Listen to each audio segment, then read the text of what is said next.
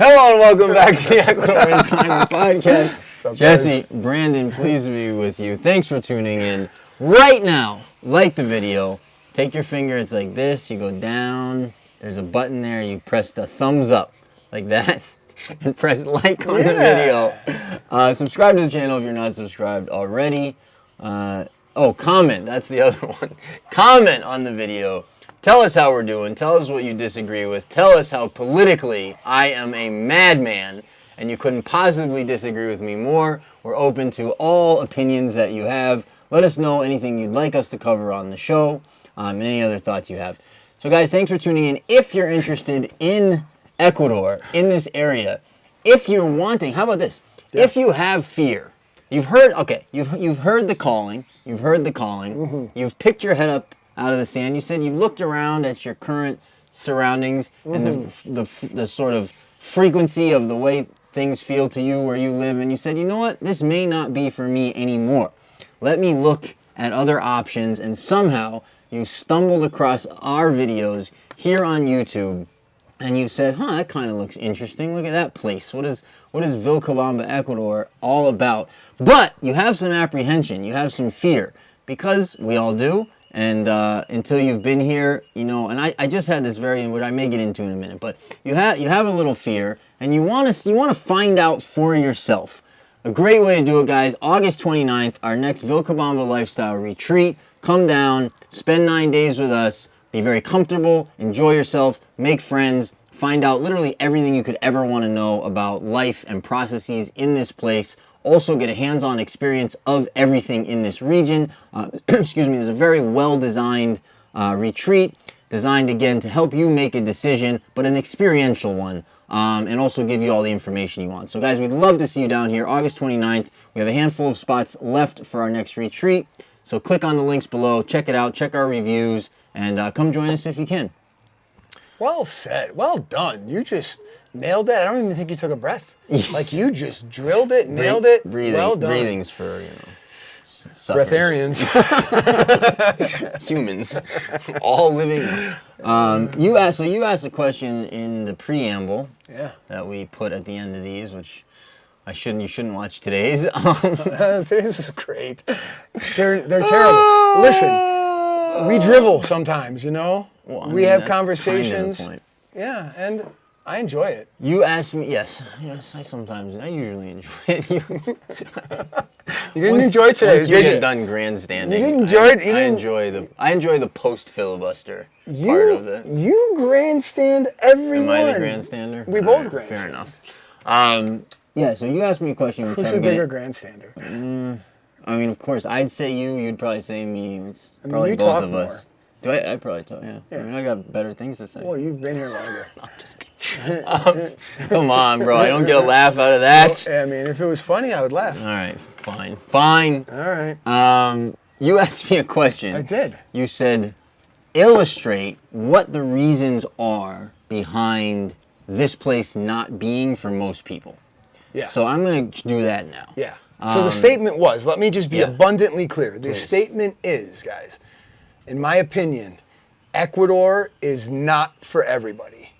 And I would take that a step further and assert that Ecuador is not for most people. Mm-hmm. And I agree with that. And I think this is essentially why. As human beings, number one, we are comfortable with what we know and we are afraid of what we don't know. Mm-hmm. So right off the bat, moving countries, moving cultures, moving languages, and going to a whole array of unknowns is not for most people because it's just too scary. Like right there, I would start there. Number two, in the quote-unquote Western world, certainly in the United States where I come from, we've been conditioned to sort of value safety almost above all else, right? It's like if you can justify something behind safety, we're all for it, right? It's like this idea of safety. And so we've sort of sanitized the world, right? The whole world has become sort of sanitized in the sense of there's a protocol for everything. There's an oversight agency for everything. There's a law and a rule for everything. There's everything has been completely regulated and sanitized, and you stand behind this line, and then when the bus comes, you're allowed to step over that and line. there's safety rails and guardrails and shields everywhere. And we wear helmets skiing now, and God forbid you ride a bicycle without a helmet, you're blasphemous, and so on and so forth, right? I mean, I don't even think kids are allowed to, like, remember when we were a kid and they had those things that spun and you'd held on and you go flying off, and I don't think those exist anymore. No way. No, I used to love those things. Yeah, they're a blast. I mean, when we were kids, safety wasn't the number one priority in the world. But I know, even in soccer, like Quinn's here, like kids, buddies that have kids Quinn's age in the States, they don't let them do headers in soccer. Like they ban, for certain ages. Yeah. And again, maybe there's some study. And there's always good reasons. Right, who am I to say? Who am I to say? I don't choose to live my life that way. Right. But if someone else does, look, there's always justifications and good reasons. For me, we've gone way overboard, but for someone else, it might be perfect. Right. And that's kind of the point, right? So we've sort of, we've handed over, in my opinion, autonomy and authority over our lives to rules and regulations and governments and governing agencies and protocols, and they don't really have most of that here.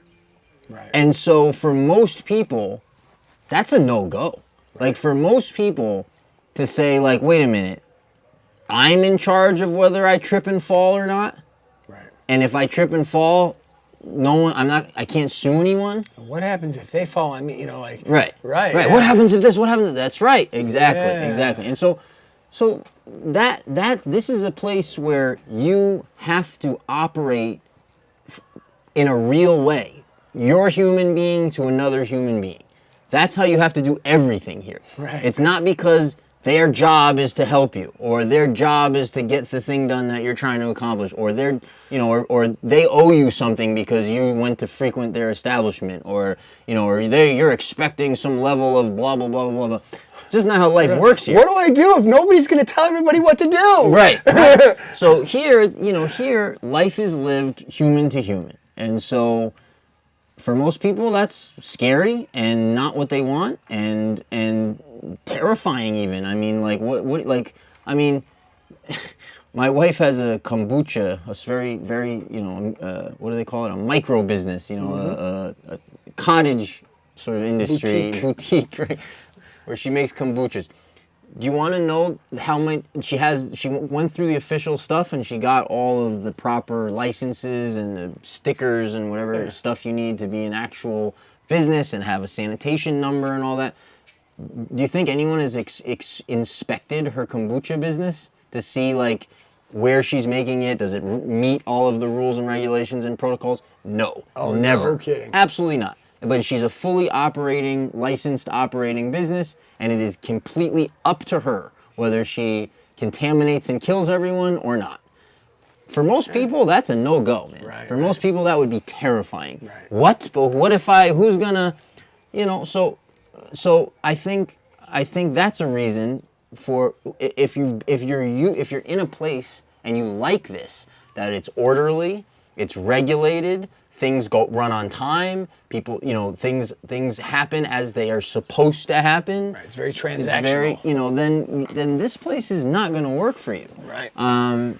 So that's another thing.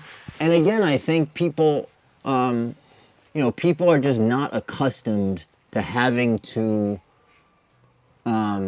you want a service, right? I want a plumber. Okay, well, people want to dial 1-800-plumber, and a guy shows up and fixes their sink, right? And they don't necessarily want to know his name, or they just want to okay, I'll be there at 2:30. Hey, how's it going? All right, good. Fix the sink. Goodbye.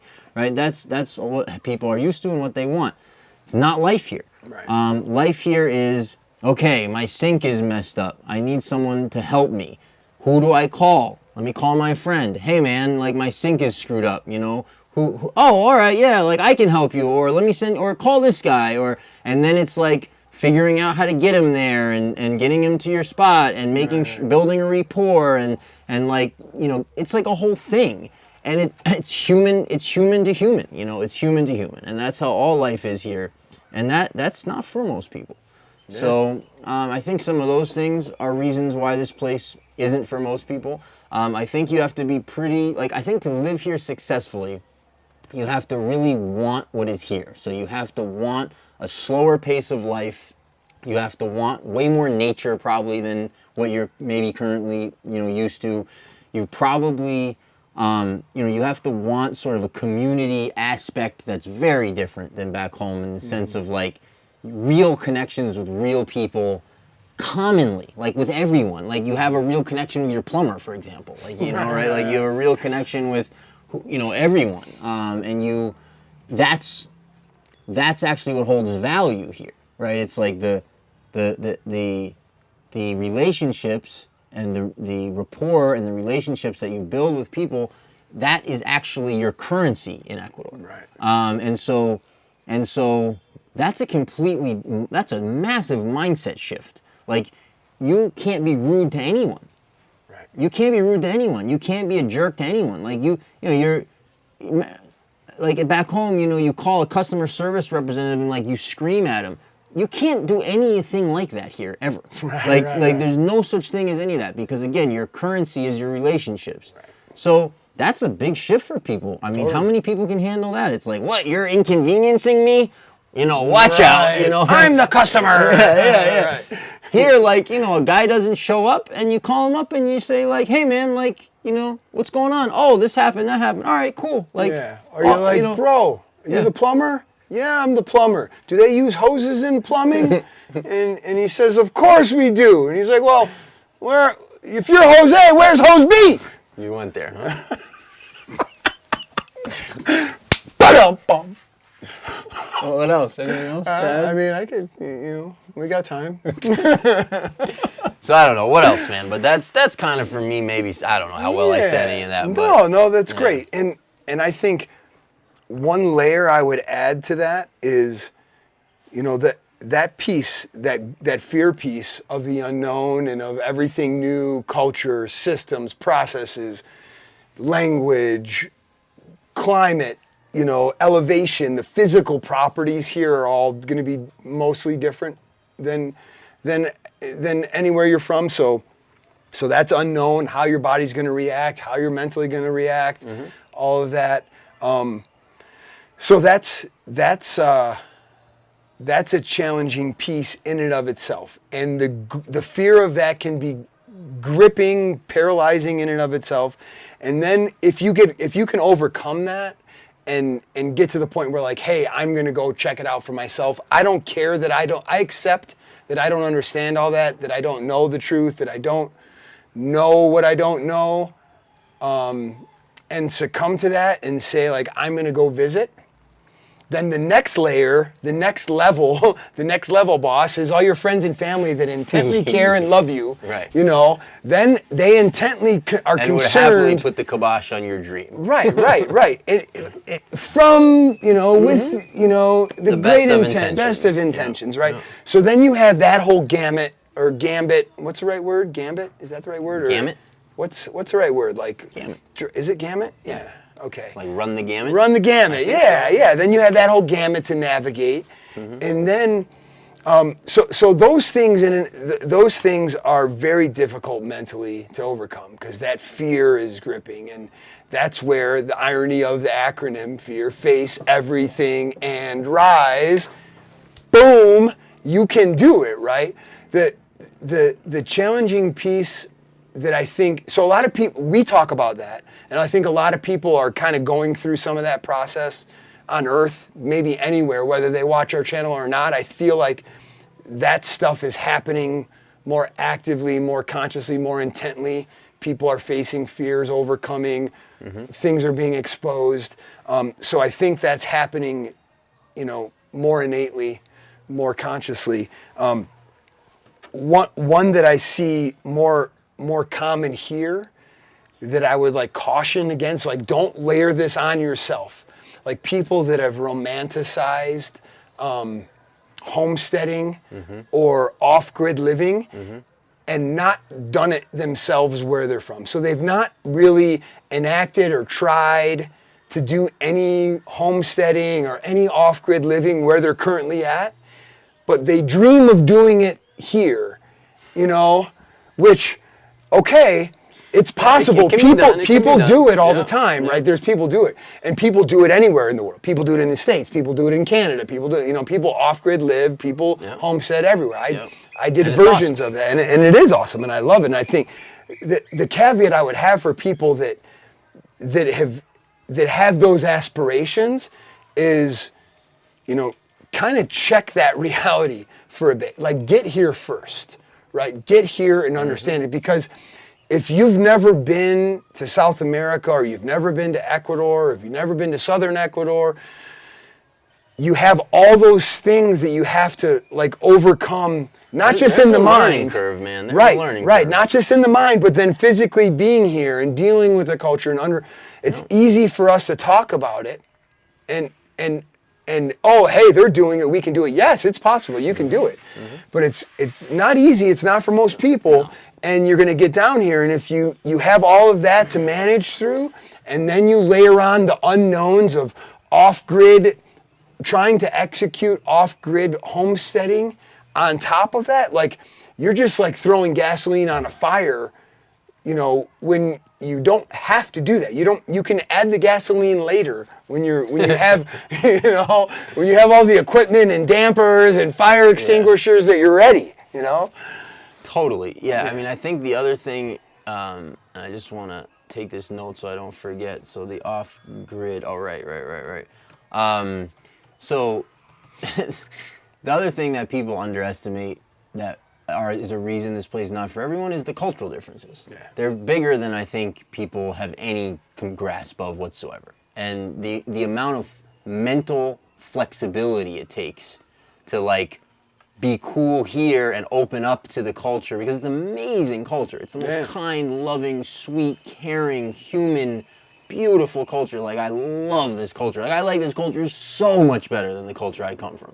But to adjust to the way it is here and to the way people think and look at the world and operate and go about things, man, it is tough. I see a lot of people really struggle with this, where they come in and they have a certain mindset and nothing's going the way they expect, and they think people are, you know, they think they're getting sort of played with, or they're getting screwed around or something, and they're not. But like, they think that's happening, and they get all stressed, and they get uncomfortable, and they get stressed. Why? Because the way things here just kind of work out, and everyone here sort of lives their life that way and knows that. But if you don't know that, and you're expecting some process to happen a certain way, and you're not getting the responses you expect in the time frames you expect, you start freaking out. And then when you start freaking out, they just back off. Yeah. Like the people here, like, if you're pressuring and you're sort of like freaking out and they feel that, they don't know what to do because they're not used to that. Right. So they just sort of like take a step back. Yeah. And so there's all these cultural differences where it's like people communicate differently, they're not as direct. If they're working on something for you, they're not going to give you any updates. They're just going to like keep working on it. Right. And eventually it'll all work out, but only if you chill. Right. If you can't chill, it's not going to work out, and you're going to end up getting pissed, making a fool of yourself, and ending up leaving because you don't like the way people operate here, and because now they may not be a huge fan of you either, because of the way you behaved based on you thinking they're being irresponsible or they're screwing you or something, but they're not. Right, because you told yourself a story that's not true. Yeah. So that's another big one. Yeah, that's a huge one, man. You were talking about the off-grid stuff. I want to talk about that for a second, because just really quickly on that, like, the reason, first of all, off-grid homesteading, freaking awesome. Yes. I have certain aspirations even at some point that I want to get much more self-sufficient, much more, you know, hands in the dirt. Like that, there's a season of my life that's coming for that kind of stuff. So I'm all for that stuff. I think it's awesome. But part of the reason people have that aspiration, I think, is because it's very godly and it's beautiful and it's part of the vision on earth, and that part I'm all for. Another part of the reason people have that calling or that vision or that desire, I should say, for the self-sufficient off-grid blah, blah, blah, blah, is because life back home is so expensive and you have winter. And so those two things make people feel scarcity. They feel financial pressure because of the property taxes and the car insurances and the medical insurances and the school bills and the blah, blah, blah, on and on and on. And just the cost of food and the cost to just stay on the, you know, to stay alive, basically. Right, to stay alive, like you just have to come up with a lot of money all the time. And so people are like, well, if I grow my own food and I get more self-sufficient and I, you know, then I can save a lot of those costs and I can be healthier and blah, blah, and that's beautiful. The other part of that is winter. People feel the scarcity of the seasons, where it's like, okay, this, you know, my avocados are coming from Mexico and my watermelons are coming from Florida and like my, you know, whatever, right? And so, you know, that factors into this desire. It's really homesteading is a desire for like a simpler, more abundant life, right? What if my furnace goes out, you know? Right. So that's another thing that people don't understand if they've never lived in it. When you live in a climate where everything's growing all year, it takes away a lot of the need for that feeling of like, I gotta like have all this stuff at my fingertips. It's already at your fingertips. It might not be on your property if you're not growing it. It's on your neighbor's property. It's literally on your neighbor's property. It's not far, like at all year. So it's like, I mean, it's like of all the food that I eat, right? And I'm health conscious. I let you know, but of all the food that I eat, like literally 100% of the food that I eat, there's maybe like, I'm trying to think of the things that are from even another part of Ecuador. Rice, wheat. So if any rice or wheat I buy is not from, it's from Ecuador, but it's not from this part of Ecuador. Right. Watermelons from Zapotillo, a few hours away, or the coast, a little bit further. Those are apples, come from up north in Ecuador. All so far still in Ecuador. They have some apples. Franco's got some apples. When he has them, I buy those, and those are organic and they're amazing. Yeah. But in general, the apples come from Ambato. Yeah. Grapes. Ambato, that's near Baños? Yeah, it's a little north probably of Baños, or that, but that part, Okay. Yeah. Grapes are either from Peru or Chile, and I don't really buy them because I don't want the imported grapes, but like those would be from elsewhere. That's about it. Right. All the rest of the fruits, and we buy a good amount of fruit. All the rest of the fruits are literally from these valleys. All my meat is local. Like literally 100% of it. Like you buy a lot of fruit, man. That's why they call you the mandarina. Oh, is that where you were going? I thought you were going somewhere else. Anyone who doesn't speak Spanish has no idea why that's funny, but it's all right. Yeah. So when that's the paradigm, the need for the homesteading off-grid self, while it still may be freaking awesome, and I would never put a crimp in it, I would never put a damper on anyone's dream of that. If that's what you want to do it. I'll support you. Yeah. But the necessity is definitely less when you don't need heat, you don't need insulation of any kind, where there's no winter, everything's growing all the time, everyone grows food. Yeah. They don't have homeowners insurance if you don't want it. You don't have car insurance. You don't have any medical insurance. You don't have any of these costs. That dawned on me how unique that this climate actually is relative to the world. Because we're, if you guys didn't know, we're launching a new website soon. But I'm working with the developer. When? Give them a date, Brandon. It's soon. Give them a date, bro. We're working. July what? I'm working First? With the developer and I'm some of the search parameters, right? And I'm finding, and it dawned on me when I'm sending an email and I'm explaining like search parameters for heating or cooling, what type of heating or cooling system and what fuel medium is irrelevant. Nobody, like literally, is there a house here that has, some people up in the mountains have like a wood fire stove or like a rocket stove, but I don't know anybody that has a furnace or an air conditioner, and I've seen, many hundreds of houses in my time in this business here. I've come across 2 air conditioners. It's wild. In this region. We're not talking about the whole country. Right, of course. Yeah, on the coast, everyone has an air conditioner. But it's just funny that I'm like, wow, it's not even relevant. It's literally irrelevant. And I've never come across a heating system. Right, yeah. Even in places where I would like it, like Cuenca or Quito, or like no one even has. Yeah, there's none. They don't exist. Yeah, not. Yeah, it's so that's definitely an interesting, you know, the you know, when you were talking about the community too, like that's, I think the community here is special, and I want to share a little anecdote on a recent experience of why that is, but I think it also relates to the concept of homesteading or off-grid living with people from the States or Canada that I've met, and even myself, you know, because we did the little, you know, 5-acre mini homestead version, our version of it. I think part of it is because, you know, it's probably been a long time for a lot of people that they actually felt part of a real community. Right. You know, like what is... Maybe not in this lifetime. Maybe not, right? Maybe when we were kids... A little bit. There was some community, like there was some neighbor. I remember feeling like part of a neighborhood community growing up, like where I grew up. Like cell phone. Yeah, exactly. Yeah, like payphone era. Right. There was lines for payphone. Yeah, that felt like community to me, and maybe everybody has some aspect of that, but growing, you know, maturing, and you know, growing up and buying houses and buying in neighborhoods.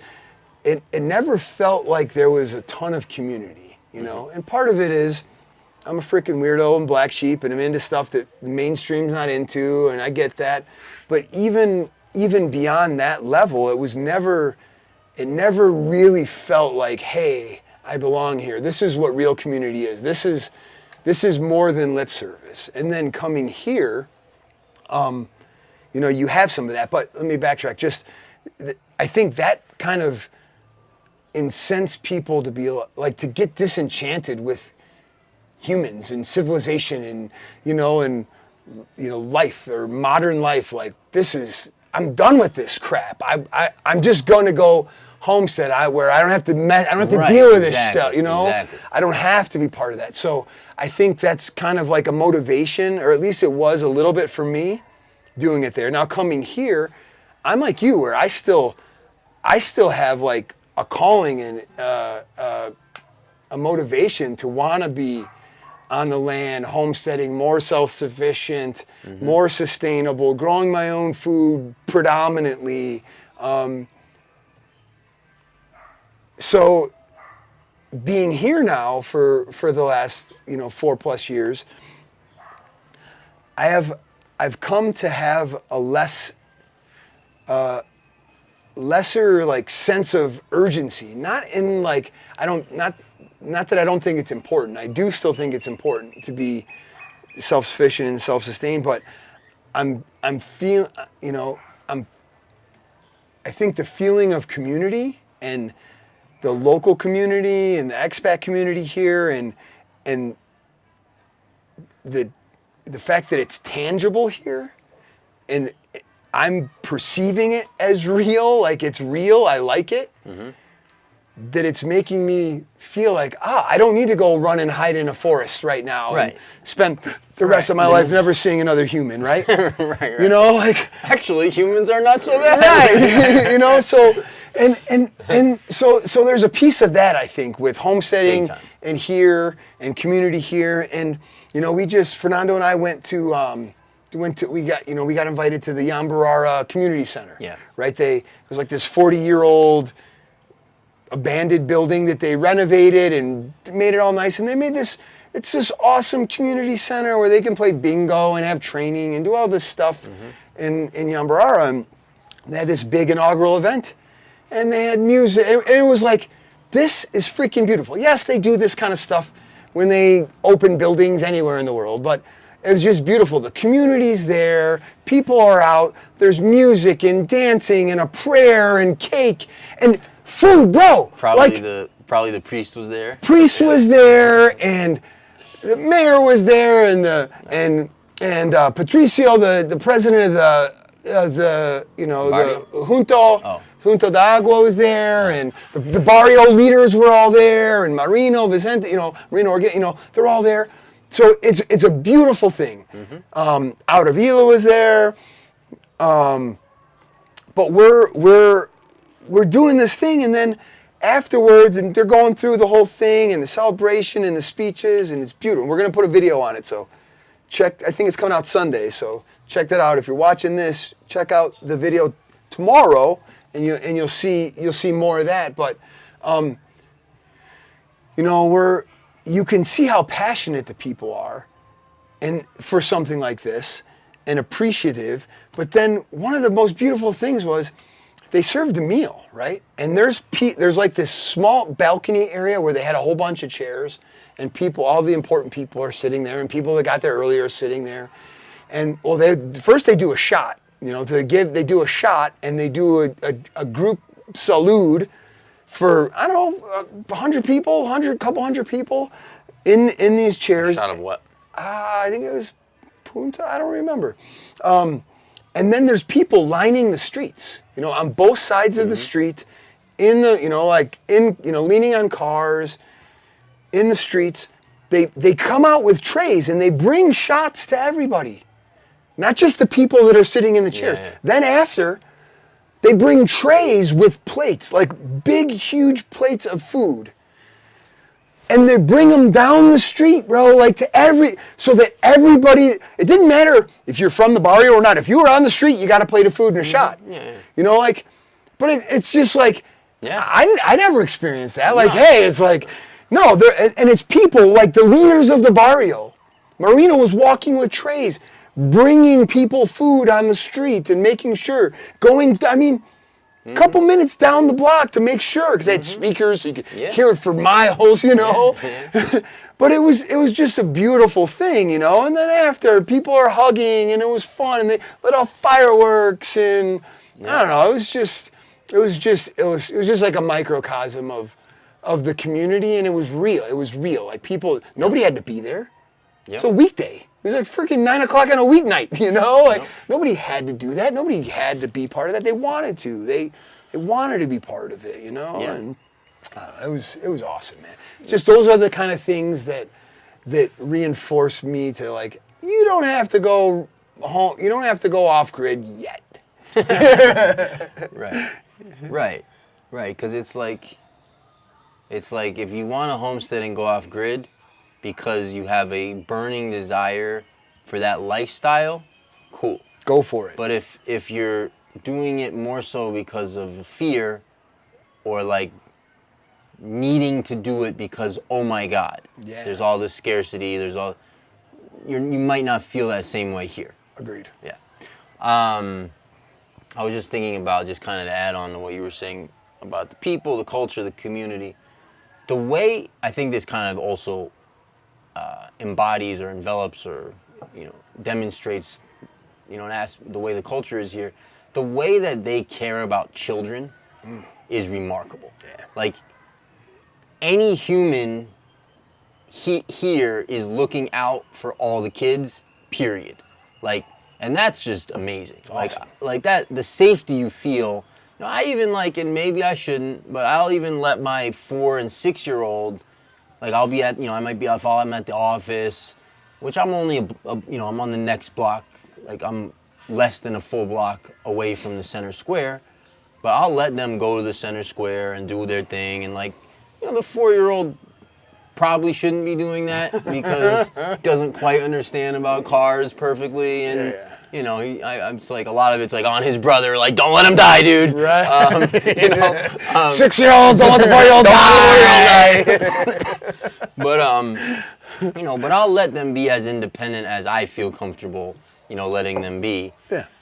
And, one of the major reasons I'm able to do that is just because everyone's looking out. And that's just, it's just awesome. One of the things that's really amazing here. It's back home, the expectation with kids is kind of keep them quiet and away and don't let them break anything. And you have to kind of really monitor your kids, because if they make too much noise, people will be upset. Or if they, break something, people will be upset. Or if they, or the whole safety thing is out of control, where it's people will yell at you because they think your kid's unsafe because you're letting them climb a wall or something. That's they're just being a kid, right? Yeah, a tree is a better example.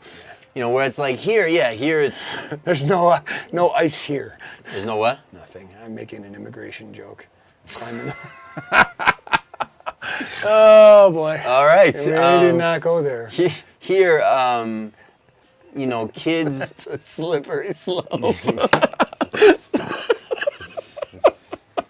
It's so icy. It's very cold. It's very wet. Anything else? No, that's all. Okay. Here, you know, kids making too much noise is never an issue for anyone. No one is like, oh my God, you know, we're in a place of business. How dare trying to have dinner. Yeah, there's no such thing. Like, kids are expected to be kids, right. and everyone's cool with that, and they almost enjoy it. And if a kid's like, people will engage the kids and interact with them. Anyways, it's a whole different. No, it's cool, and people have you're right. They're like, not only do they pay it, you know, they look out for them, but there's like a different level of respect.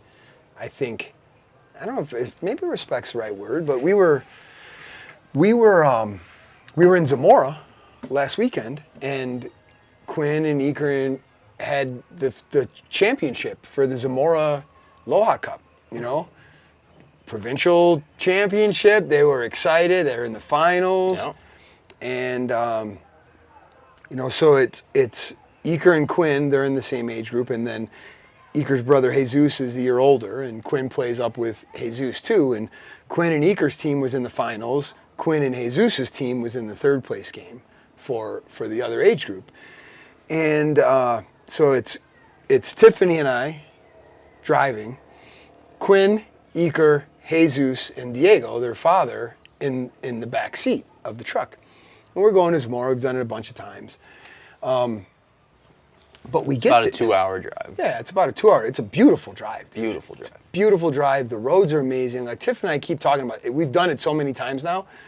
This is another one of those stories we tell ourselves and fear things. Mm-hmm. I heard so many horror stories about the roads to Zamora and how, you know, unsafe and got to be careful. And so then I'm freaking out. Like, I avoided going for a while, like, because of just those stories. And dude, the roads, like, physically, it's like it's a highway. They're better than from here to Loja. Yeah. They're in like a physically better shape than here to Loja.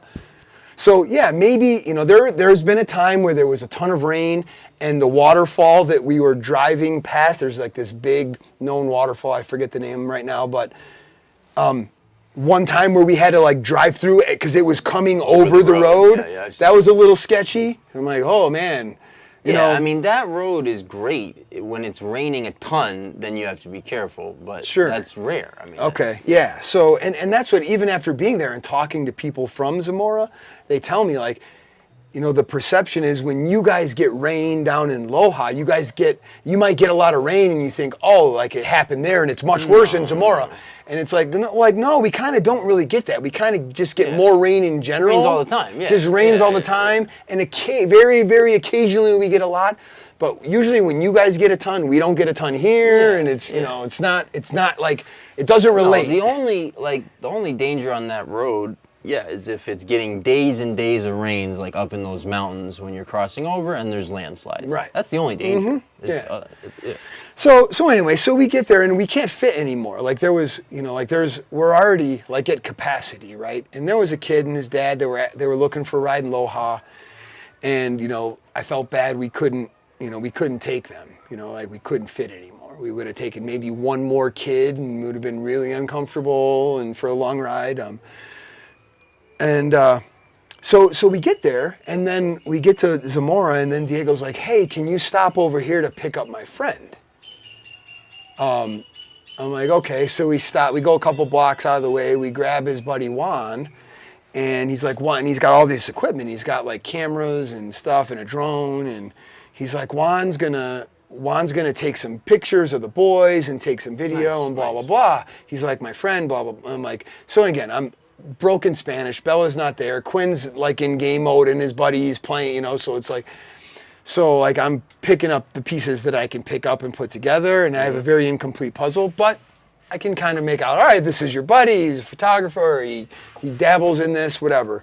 He's here, great, awesome. He's a cool dude, introduces himself, blah, blah. So we go to the game, he packs in, We smush it, and then it's just like a minute to the field. We get to the field, you know, and he's all about getting awesome shots for the boys, for the kids together, for other kids on other teams. Like Iker and Jesus's mom's in the States, so getting stuff for her. Like he was doing this awesome job, like just like really respectful for the kids, and like going out of his way to like do like cool stuff. I'm like, wow, this guy's like, this is a cool dude, right? Then we're done. Game's over. Yeah. We got one champion. You know, they win. Mm-hmm. Champions of the Aloha Cup in the 2016. The other group, they lost in penalties. Quinn tied the game with this epic. Dude, he had this in the older kids. He had this epic free kick. He literally, this was like a deep free kick. He hit this literally the only possible spot that could have scored a goal from way deep. I can't even. I got goosebumps because I can't even. Like, there's no chance. I don't even want to say this. Like, I would have guessed you were gonna. There's no way you're gonna make that. And he nailed it to tie the game to send it to penalty. It was awesome, dude. But I mean, they ended up losing the penalties. They win the other one, but so it was awesome. Then there's even more photos and blah blah blah. And Juan's going out of his way, really cool. Then afterward, he's like, can you, we're figuring out where to drop him, right? And he's like, oh, you can just drop me where you pick me up. We picked him up like on the main road, a couple blocks down from where we were. I'm like, well, we can drop you off at home. And I'm like, trying to communicate to Diego, and he's like, no, it's okay, there is fine. And I'm like, well, is there any way? I'm like, I can drop him closer or anything. And he's like, no. Or he's like, he's got to go to the terminal. And it still hadn't dawned on me, right? And I'm like, it's fine. Like the terminal's like a block from here. And he's like, no, it's fine. I'm like, we could take him to the terminal. He's like, no, it's okay. I'm like, we could take him home. Like I kept saying, I could take him home. He's like, and Diego's like, no, this is fine. So then we drop him off. We drive home the next day. So I think his buddy lives in Zamora. Juan. He lives in Loja. He lives in Vilcabamba. He came from. We saw him. I'm like, wow. I'm like, hey, what, blah, blah, and he's like, yeah. Then I tell Diego, I saw your buddy. He's in here. He's like, he lives here. I'm like, what? So all this whole thing lost it. He freaking took the bus to go all the way to Zamora and come all the way back after a whole day, like a full day in here, just to do this for his friend, for his friend's kids. Yeah. Like, dude, it was so awesome, and Juan lives here.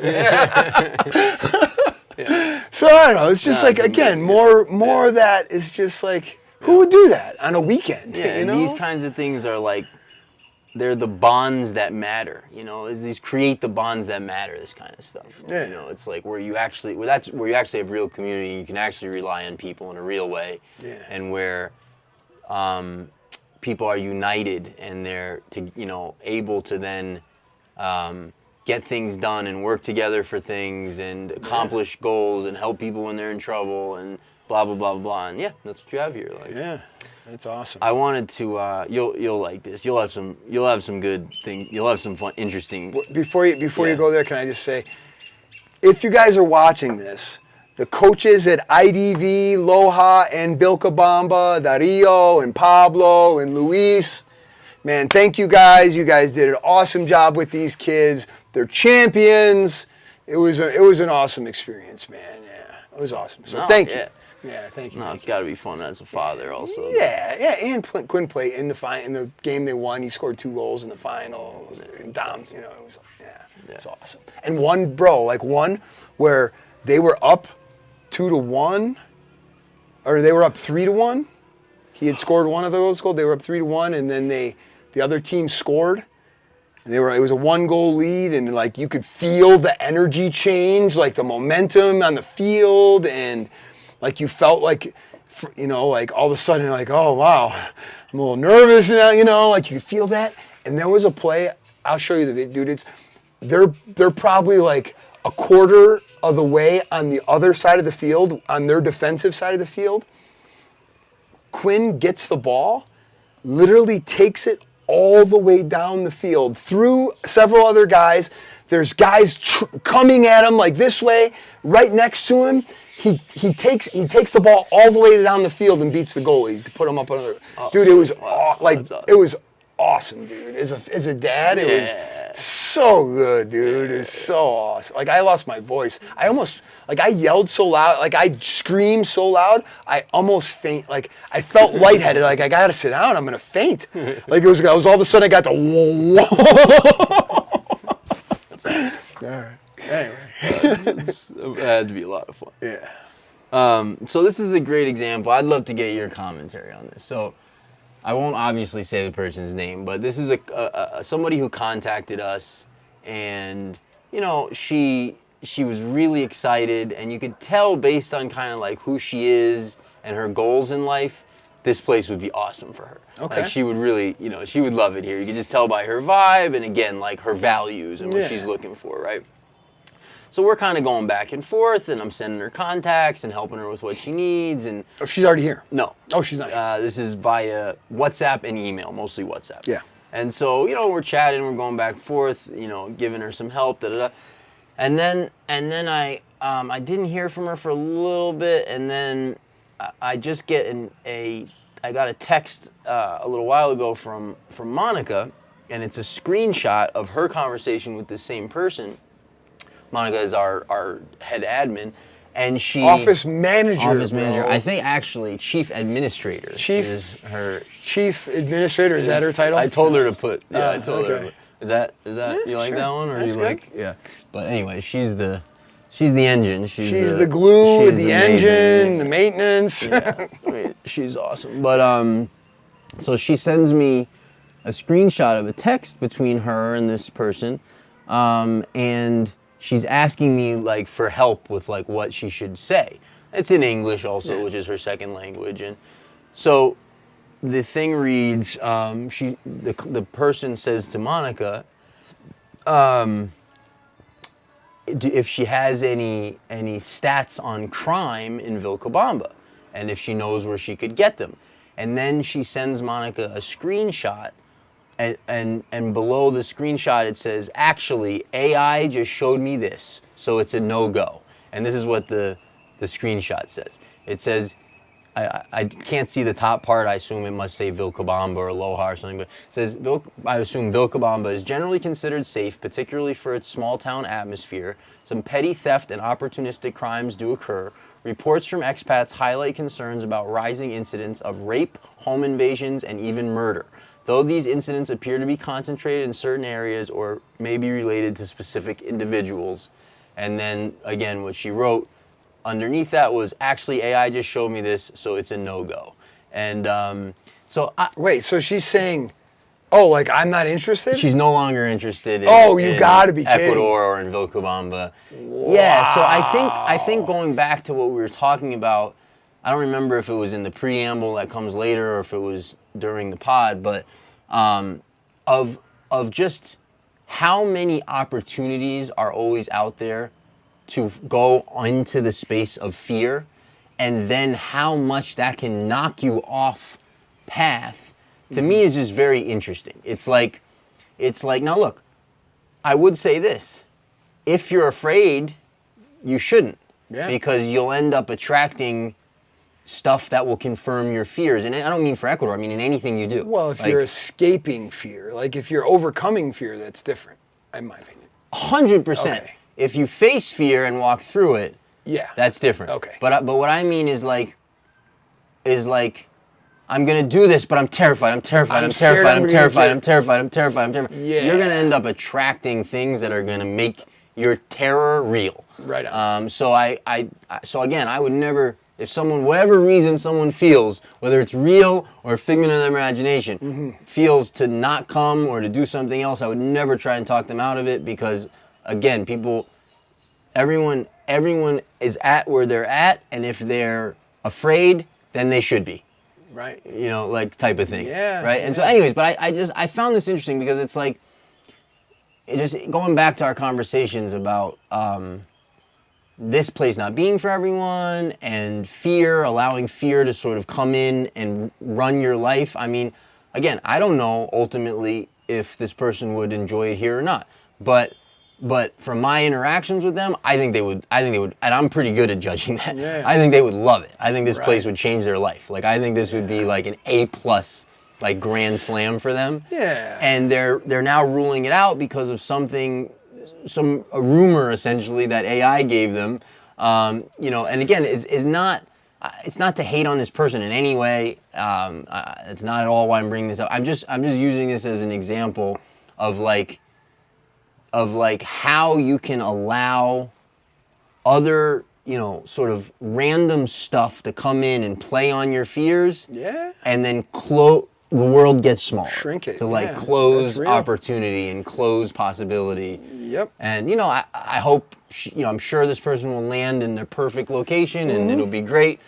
Yeah. I'm no one to say, it has nothing to do with me, but it's just an interesting. Yeah. And that's, I think some of that too is when you're from a place, right? We're all from a place. We were all born somewhere, and we're from a town, we're from a city, we're from a village, whatever. And you're exploring places you've never been. You know, there's that inherent fear that we've talked about with the unknown, right? You don't know what you don't know. Since you've never been there, the only thing shaping your perception in the moment and your perspective over time or at a deeper level is what you're consuming online or through media, some you know, level of media. So, well, you don't know the intent of the media, the credibility of that, and we're in this day and age where that's in some ways harder to determine, in other ways easier, but lots of misinformation and easy to fake videos and blah, yada, yada, like all that kind of stuff. So, and then also when you're looking in an area like this particularly, where there's not a lot of information out there, there's a lot of bad information of the information that does exist out there, a lot of inaccurate information. So, you know, what do you shape your opinion, your perspective on? Well, bad information, misinformation, right. You know, rumors, you know, that kind of stuff. Now, what's interesting though is we don't do that where we're from. You know, we grow up in a place, and you've been there. You know, a lot of people, I read a statistic like 60, some abnormally high amount of Americans don't even have passports, have never left their home state. Like 70%, like a huge percentage, right? So if you've never even left your home state, or you've traveled very minimally, or you're still in a place where you were born or a region you grew up in, and you don't do that kind of analysis there, because and maybe there's a reason, because if you did, you'd be as petrified, you'd be more petrified probably, right? If you're in a city, you know, your murder per capita is going to be step change, standard deviations greater than Vilcabamba, Ecuador, you know, like violent crime, that kind of stuff. Like, it's, that's different than, and that's a perspective we don't often do where we're from. We don't, or we've normalized, we've been familiarity. Yeah, we're familiar with all the crime and stuff that happens 10 minutes from where I live, or 5 minutes, or 20 minutes from where I live, or in my neighborhood. It's just, it doesn't happen to me. I'm here, right? So, yeah, I don't know. I think it's easy to get into that, or to let that win in your mind when you've not been to a place, right? That's like the first gamut. Yeah, and that's right. It's goes back to the kind of fear of the unknown. I mean, I even have that. I've been here so long, I'm shocked now when I go back. Right. All the crackheads and all the just drug addicts everywhere, and scary looking people walking around talking to themselves. Right. And you know, people just looking very angry with, you know, half dressed, and like, you know, it's ugly, man. Like road rage at every time I'm in a vehicle now. I'm back in the States. There's people yelling at people. There's no such thing as that here. Right. There's no drug addicts. There's no. I mean, you go to Loja, 250,000 person city, you don't see a single meth head or I guess it's, what is it, fentanyl now? Yeah, I mean, you don't, I'm sure there's got to be some, but I've never seen. But you don't see. Yeah, I mean, I'm sure someone somewhere is on drugs, but I'm just saying, like, you don't. Yeah, There's you don't see needles on the There's street. no guys walking around looking scary who are drug addicts. Like, Right. So like I get that now going back home. I'm like, man, this place is dangerous. Like, Sketchy. Right. I mean, I remember, Day, our last trip, was like shocked. Yeah. Because people here have this idea that the U.S. is this, sort of magical land of money. And right. Everybody has a money tree. Everyone drives a Corvette, and we all live in Beverly Hills, and it's like, I'm showing, we were like driving around Massachusetts and just different parts of the Northeast, and I'm just like pointing out to her, like, this is kind of what the U.S. really looks like, and she's like, oh my God, Yeah. It's different perspective, yeah. Yeah, and I just want to talk. I mean, even this AI answer, just for fun, like, so in the 12 going on 13 years or something that what is this, 2025, 12 years, the 12 years that I've been here, there's one expat that's been raped, one expat got raped, which was a horrible, situation, and one expat that's been murdered in 12 years. So that's the extent of it. Yeah, I mean, that's obviously tragic, right? Completely tragic. Right, but like, what's the perspective on incident rate? Right. Yeah, I mean, how many people are raped and murdered in towns where you're from? Where I'm from, like. No, I mean that's the point. So I'm just, it's like it's nothing to do with right. Of course, it's beyond tragic, and it's such a small community. Like, if anything like that happens, we feel it. Yeah.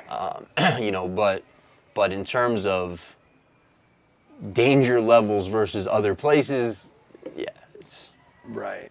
Yeah, and we don't have that. We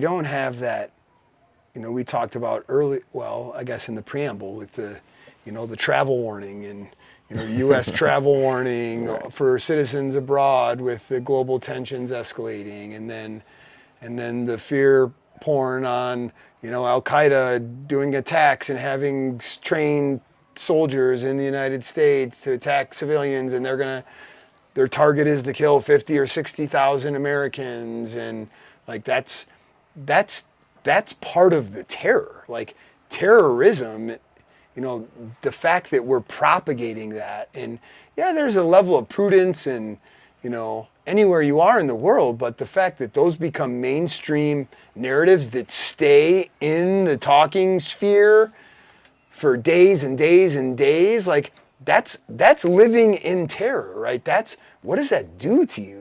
Like, what does that do to your body? Like, being terrified, terrorized, like, you're being terrorized just by the idea. Yep. And 90% of that idea, 90% of the time is not going to happen. 95, more than that. I don't know. It's just it's such a weird state to live in now. Like, constantly in fear or being told what to be afraid of, and then being able to live in a place where I don't have, like, there's plenty of things to be scared of in Ecuador, but I don't have to be told about them or what to be scared of all the time, and I can choose. It's much easier for me to choose to live outside of that sphere of fear here. Right. You also don't watch the news. That too. Yeah, I mean, just the amount, because again, like, the last several weeks or month or two or whatever it's been, I've been dealing with a lot of people again, who are interested in Ecuador and things like that. So I'm getting a firsthand sense of, like, really where people are at. Holy God, the amount of disinfo and misinfo and probably just unintentionally bad info that's out there and people are coming across. So I'll just say again, guys, like, if you need help, just reach out. Like, a lot of people are like, I'm interacting with people who are, some of them are super freaked out about stuff that takes 30 seconds to solve. Right. That like, once you understand how these things work and you have the right contacts and this is how you do it, just call this guy and it's done. So just reach out if you have questions, if you need things. We're here to help, like, literally, like, actually. Right. This is what we do. We help people. And I just want to address this just for fun. I think and this is probably maybe more for the, maybe more for the local community than anyone else, but it's like, I think there's maybe this idea that exists among some people, probably not very many people, but some people that, we're like making all this money by, bringing in expats and selling them properties here in Ecuador and all this kind of stuff. Guys, we run a little tiny mom and pop real estate company in a 6,000 person town in the southern Andes of Ecuador. We have like 1 to 5 sales a month type of thing, right. As a company. Right. So, I mean, guys, with way more overhead than any I mean, our role here, like this business, the real estate business, is literally for us not even remotely worth the time if we're just talking monetarily. Like, not even remote, like it's probably less than minimum wage. If we're just talking about time. We do this because we do this for our own reasons. We have reasons, we have employees, we have people we want to see do well, we have certain things in the community we want to see happen. We think we play a role, and we have a service here for people who want a different life, who want to move here. We help a lot of people on both ends, buyers, sellers, community.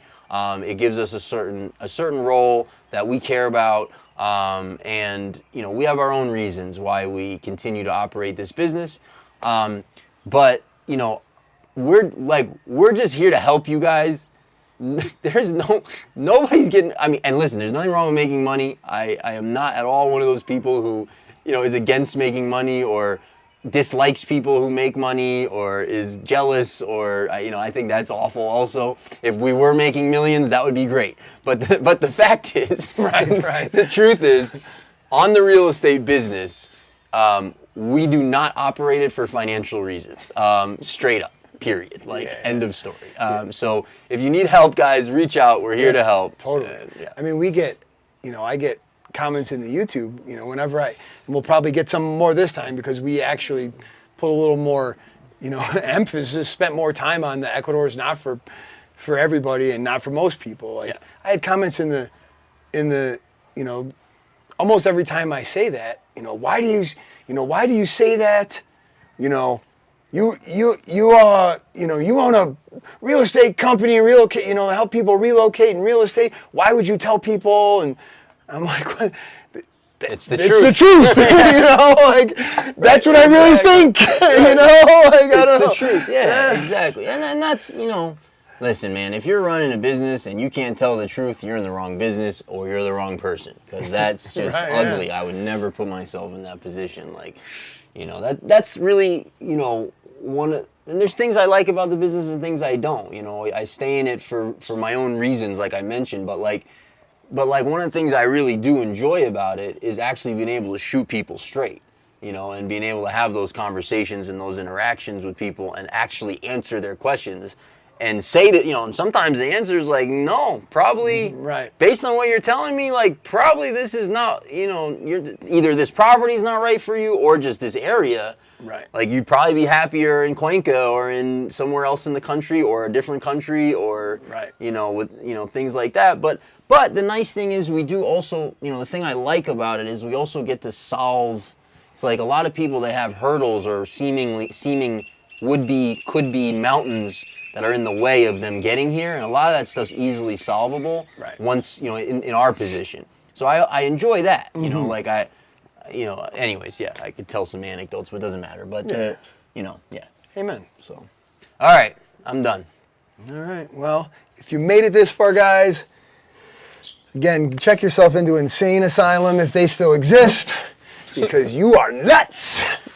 But we appreciate it. So like the video, subscribe to the channel if you're not, give us a thumbs up, put some comments in the comments below, tell us how much we dribbled and how too long the episode was, and anything else you would love for us to talk about, for us to ramble about. If you have quite serious questions, put them below or contact us at info@abecuador.com, and we're happy to help where we can. So I guess that's that. Yeah, man. We hope to see you down here one day, guys. Until then, we'll see you next time. take care, everyone. Ciao, guys. I think I'm looking at the wrong camera every time. I'm looking at that one, camera 1, camera 2, camera 2, camera 1. Hey guys, thanks so much for tuning in. Taking this quick break to remind you, we run Vilcabamba lifestyle retreats. If you're interested in checking out this area, hanging out with us, getting all the information you could possibly want, and having a great time, check out the links below. Thanks so much. Back to the program. Learned how to, what's the word? Relinquish control. No, it's not, it's, yeah, partly that. Estamos grabando, ¿ya? Yeah. But also, what's the word I'm trying to say? Like, it's not just relinquish control. Not that? I mean, it is some of that, but it's like Indeed. succumb. I don't know. That's not the right word either. Surrender. Surrender. Maybe that's a good one. Yeah. Relinquish, surrender, I guess. I thought No. those are the ones. Those are, yeah, those are Oh. synonyms. Are they not synonyms? Yes, I believe so. Do you? It's good. I believe so as well. So I gotta get, let's see. Make sure we talk about feet though. Fito. Feet though. Not those feet though. Damn stinky. Good God. That was bad.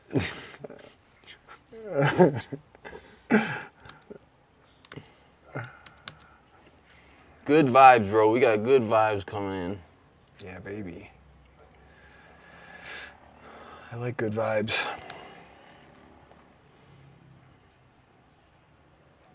It is a little ironic sometimes how good vibes here are like the yin to the yang elsewhere in the world, in a way. Yeah. Yeah, I've been saying that for years. This place is extremely now I'm gonna forget the word, but contrarian. Mm-hmm. It's like, yeah. Yeah, I mean, you saw this popped up. It was like it was a couple days ago when they issued it, but Yeah. U.S. issues urgent worldwide travel warning amid rising threats. Yeah, I didn't see it. You told me something about it. The U.S. State Department has issued a rare worldwide security alert urging American citizens traveling abroad to exercise heightened caution amid escalating global unrest. I mean, I started thinking about this, like, this is terroristic in and of itself. Yeah, it is. You know, Yeah, it's like the color-coded, like, terrorist, like, alert levels. Right. And they were like, we're on orange alert level. Right. Yeah. Like, this creates terror in people's mind. The war on terror, like, you're like feeding it to people. Like, literally, like, shoving it down their throats. Like, be scared if you leave the country. Yeah, be scared if you go anywhere. Don't leave. And then, this was 3 days ago, and then the other day you see, oh, there's CIA, blah, blah, blah. Former CIA, yada, yada, I forget her name, and Sean Ryan, and maybe this is like a repost from something older, but it just hit the rounds again when all this stuff came out about, oh, we know for a fact Al-Qaeda says they have 1,000 trained in the U.S. In the U.S., you're seeing terrorists. All that. Yeah, I mean, Tom Homan or whatever his name was talking about that a lot recently. Yeah, it's always that dualistic, like, everything is so amazing. And then you always have those opportunities to shift back to the fear timeline. Yeah. Well, and this one is like, they're like getting you on both ends. Yeah, they're like, exactly. Don't go anywhere, it's too dangerous, but don't leave your house because you're gonna get suicide bombed. Like what? Yeah, exactly. You might be a target of a hate crime if you walk and breathe outside of your home. But, don't leave, but don't stay. But this looks to me like a genius level move with the whole, like, Israel stuff right now. What sense? Yes, I know he's your white knight. I know you think he's. I know you think He he's. was actually your white knight at one He point. was never my white knight ever. Ever since I watched, I'm telling you, where the veil was lifted for me was seeing not even that Ron Paul was my white knight, because even before Ron Paul, like Obama made me tear up in a commercial in his first term, right? When I was so naive and so not into politics and just, that. And then by his second term, I was like, oh man, like I can't do this anymore. I need to care about politics. That's like my first time. And then I got into Ron Paul and I got into understanding all that and the financial system and the Fed. And I read a bunch of his books and I resonated with a lot of his message. And, then you see, and he's a guy that doesn't have the complete package, he doesn't have the public speaking ability and the pizzazz, Ron Paul. Ron Paul, Yeah. the charisma, the age, of Obama. But still, I'm like, you know what? It doesn't matter. I'm going to be a delegate, like blah, blah, blah, I got into it. Like, I was still in it. No, I remember. Having shirts and making donations. Like I saved the all went through screenshot, and then to find out what they did at the convention and all that stuff, and then I was like disillusioned, and I'm like, all right, this is like politics this is just a scam, So even with Trump's first term, I was excited more about him talking about things that I believed in or cared about more on a more public stage. I was excited about that. Right. And he did that, And, well, he actually did it in the campaign way more. And then when he was actually president, he kind of didn't do it. He didn't do, he didn't carry that same message, same weight, which is, Which is right, par for the Always, course for politics, right? So again, so for me, it was like, all right, this is different. And it was definitely more crude and definitely more in your face and definitely more blunt and, taking the pomp and circumstance and, dipping it in a turd and, waving it around. But it was refreshing, ironically. Was a turd refreshing? I don't know, but it was. It was refreshing. and then then of course the last 4 years of Joe Biden in that whole era where we swung the other way dramatically and gone through that, and that wasn't fun either. But I guess to the point now, Trump, man, you're gonna sit here. I'm just prefacing here because you're going to sit here and tell me how he's the chosen one. You're going to show, but if you do that though, then you must show them your tattoo. the one on my butt? Yes. Of your face? Of Trump's face. I know. I get the joke. It's not a joke. They're You got to show them. They're talking about removing Quesada. Oh, no kidding. Wait, no. You can't change topics like that. We'll go back. Go back to your white knight. He's Harvey Dent. Is he Harvey Dent white knight? Is he? Is he that white knight? Oh, that's interesting. Is he the Harvey Dent white knight where he is the white knight? He really is the white knight, and then he gets scarred and traumatized so dramatically that he becomes Two-Face.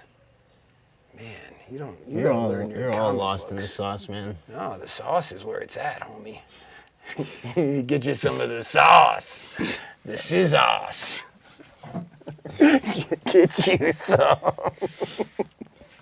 You doing all right? I'm doing fabulous. How are you It's doing? good to see you, bro. Go tell me about your buddy, your volleyball player. Yeah. Fernando, ¿qué pasó con el alcalde? ¿Lo pueden quitar así? Sí, Entonces ya está. prácticamente con 9 votos a favor y 2 Sí. en contra. Entonces sí, hay la remoción. Está votado. Ajá. Entonces que, o sea, ahora se toma el vicealcalde. Pues, ¿quién es? Chuta, ahí sí les debo. Yeah, yeah. Yeah, he's out. Pretty much, he's out. Out? Who is the vice-alcalde de Loja, Ecuador? Let's see. He's out? Looks like it. No kidding. Todo Loja está contento. Daniel Agustin Delgado. Oh, he's from Creo. That's that was Lasso's party. Okay. Interesante. That could be good. I mean, Oh, I actually like this. Emphasize commitment, fiscal oversight. oh. I mean, is it just because people are upset about the bridge and Yes. water and... Yeah, exactly. All right, but what are you going to do? Well, show some competence. You think that's what it is? You Yeah. think it's a lack of competence? Yeah, I mean, I think he's exactly who I thought he was when he got elected. A server? What? An ace server. He was a volleyball player, wasn't he? Oh, Ecuador. an ace server? I didn't know what you were doing. Yes. Holy cow, are you okay? Yeah, I'm good. I don't know, man. Yeah, this is not plugged in. Did you want this plugged in? Oh, that'd be nice. Yeah, it's over there. Yeah.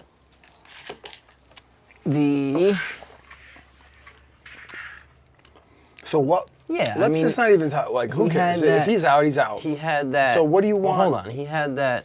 When I saw his campaign. Oh yeah, wasn't he? Oh no, he was the hand over the heart. Yeah, with Yeah, with yeah. that stupid looking smile. Yeah. No So offense. what do you want? What do you want the mayor of Loja to do differently? Oh. I mean, is that what we're talking about here? Like, what do we want him to do? What do we want? Well, what do I? I mean, I don't know. Like, Yeah. I kind of do. I mean, I want them to do nothing. I can't. Right. Dissolve the office. Let people You're not ready for be that. free. You're not ready for that. But yeah. No, I mean, yeah, if you're gonna have government and you're gonna have political office and people in power and all that kind of stuff, which we're still in that at the moment we're in to it. some degree. Well, They need to cut bureaucracy, cut fat, and cut processes dramatically. They need to streamline everything, and then they need to just focus hardcore on infrastructure and just literally do nothing else. so that applies to any country in the world. Yes. Yeah. Yeah, Okay. But of no, so course. nothing specific. No. No. I just didn't know if you had something like No. that No. Quezada or No, Loja they or just- Ecuador. no, No, it's it's just just government in general. I got Bureaucracy, you. yeah, the bureaucracy is a Yeah, nightmare. of course. Yeah. There's levels of redundancy. There's levels of just, it goes to this department and that department and that department and that department. Yeah, it's nonsense. And they always talk, he partially got elected on stopping that and made it worse. Oh, no kidding. Yeah, like he was supposed to streamline the subdivision process. He was going to streamline when someone passes, because you have to go through all these legal processes. Somebody passes what? Passes away, like to like have the property be free and clear, and Sure. people have to spend money. People that don't have money have to spend money. They have to go through all these legal processes. It takes a that long sucks. time. He And was none of supposed that to- happened. None of it happened. A lot of it got worse. And that's something. Is that something that, like, so again, this is maybe me being naive. Is that something that his level can do? He has that authority. Absolutely. Yes. Yeah, and that's one of the cool things. Like in Ecuador, the municipios have a ton of power. Right. Like they have a lot of leeway in terms of tax, even some tax stuff, but particularly like processes and laws. Like they could literally, with a swipe of a pen, they could say, okay, in rural areas, you don't need construction permits, you don't need this, you don't need that. It was like that when I got here. Like in fact, well, it changed maybe a year earlier actually when I got here, but people were still operating that way. Sure, it wasn't enforced. Yeah, and it's still not really enforced, but Right. like Gonzanama is still like that. But they implement stuff to just make life hard. Yeah, that's unfortunate. But yeah, this may have been this this doesn't strike you as a potentially genius uncovering here of Israel, What are we uncovering? who they are, and Who what are they're they? up to. I don't know who they are or what they're up to. You tell me that. That's an honest question. This is one we alluded to this last episode. Yeah. This is one I've gone through. I've spent so much time thinking about world government and politics and the powers that be and conspiracies, and been down countless rabbit holes for hundreds and hundreds of hours, like you have, as probably many people that watch our show content have. Like, it's endless how far you can seemingly go until you kind of get it, you know? But going down rabbit hole after rabbit hole, and I still don't, reading books and blogs and watching interviews and experts and, you know, people that know way more than me and into, you know, like you've done it, right? Yeah. And I still don't know. I still don't know what is Israel, why they are who they are, why they act the way they do, what the power structure is, how they're involved, if they have nukes, how they have nukes, are nukes real? I mean, like is it hyperbolic talk? Is it just? I mean, all the fear stuff. Yeah, is it just hyperbole and? Yeah, well, I mean, man, if we're going to that level, well, then we got to step even another level back, because none of this is real. It's all just a reflection of consciousness, all of it. And so, then and at that level, well, then it's real. There's infinite levels of reality within reality. So, what is not even levels of reality, just infinite reality. So, like, what Israel is to one person, what it represents in their consciousness versus what it represents in someone else's consciousness, it's completely different. Right. But if we're talking about the mass consciousness, the mass state of consciousness on the planet, heart, soul, resonation, whatever you want to call it, that controlling phenomena, directing phenomena, raising or lowering phenomena is the one that sets base reality.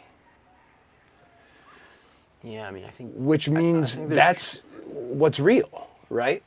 That's what's... I think there's some truth in that. I think base reality also is, like, in the process of dissolving, and that's why the split is the way it is right now, and that's why the freak out is the way it is right now. Yeah, or maybe that's just a function of process in the only reality. Because it's only now, right? It's always now. It's only now. It's always now. It's only, so it's that kind of, so in that sense, base reality is the only reality. In that sense, it's base reality is the only reality. Well, so it's dissolving. You have to define base reality. It's dissolving. Well, right. It's what we're all experiencing. If we're gonna say there's that, any such thing as that. Sure. If we're gonna say, then what we're all experiencing. Well, it is, because if you're gonna say that, the level of consciousness is rising, or the light is winning, or blah, whatever, however you want to characterize it, the vibration is increasing, and which I don't disagree with. I'm just saying that if you say that, then that has a directive or a controlling influence on base reality, on what we experience now. Unless we're not all experiencing one thing. Well, I'm not saying we're experiencing one thing, but the direction, the trend.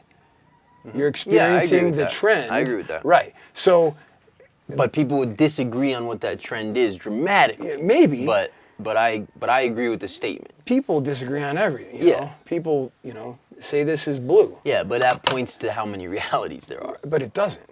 I mean, insanity. Like there's insanity. That's a reality. No, it's not. Sure. Why isn't it? Why isn't insanity a reality? Because you're defining it in your reality. The person who's insane is just living in a different reality than you Maybe are. they feel insane. How do you know they don't feel like... Well, anyone can feel anyway. I mean, I feel insane half the time. Well, that's because you are insane. But That's base reality. You know what I mean? No, I do, but it's just that... I mean, I'm with you. It's just, it's like base reality A, base reality B. Like, they're both insane.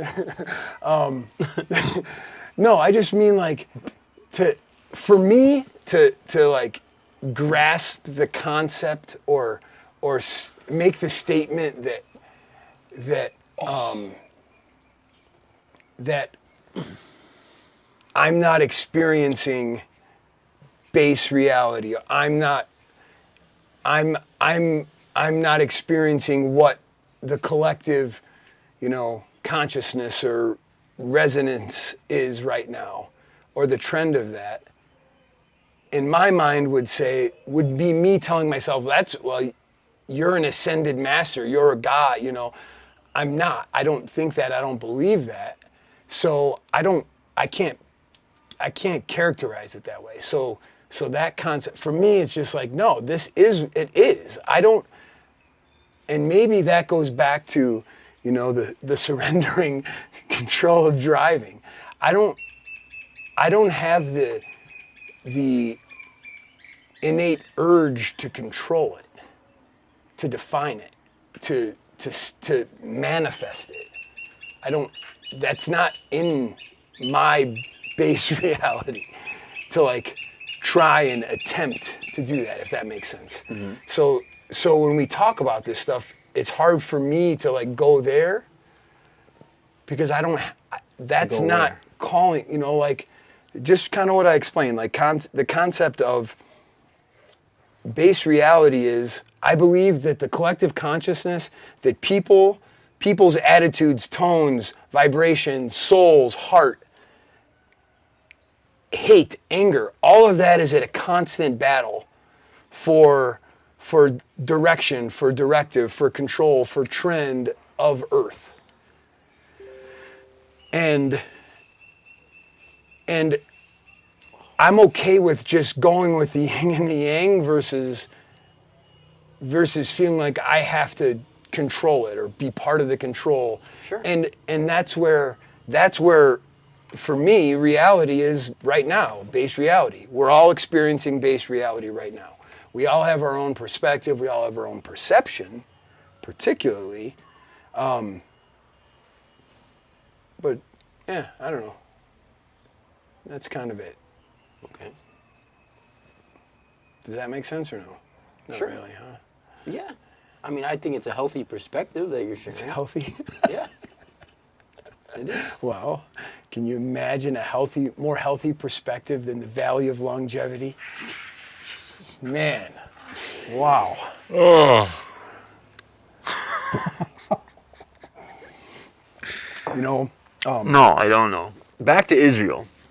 The white knight. Are they a white knight too? No. Or no? No. Trump's the white knight because of what he's doing to Israel.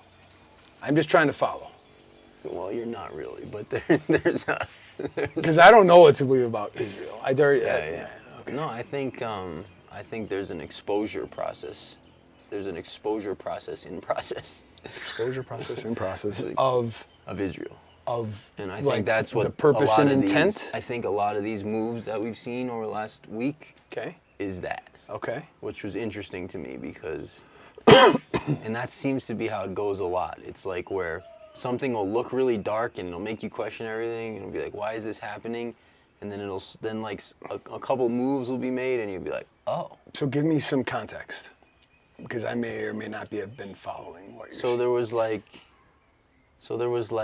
this whole Israel-Iran thing is going on. Yep.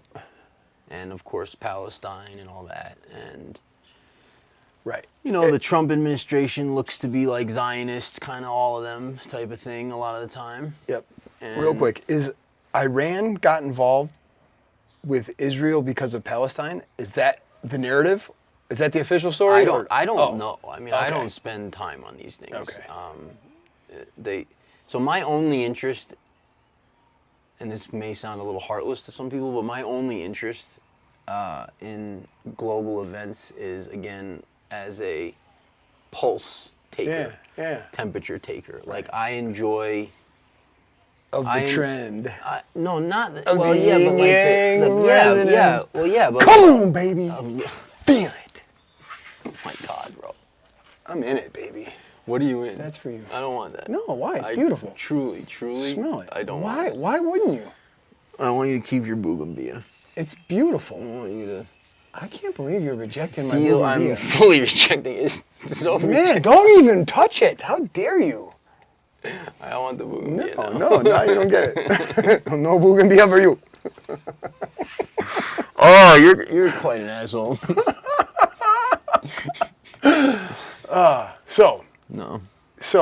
No, I want, yes. No. I want to, no, you're going to uncover Israel for me.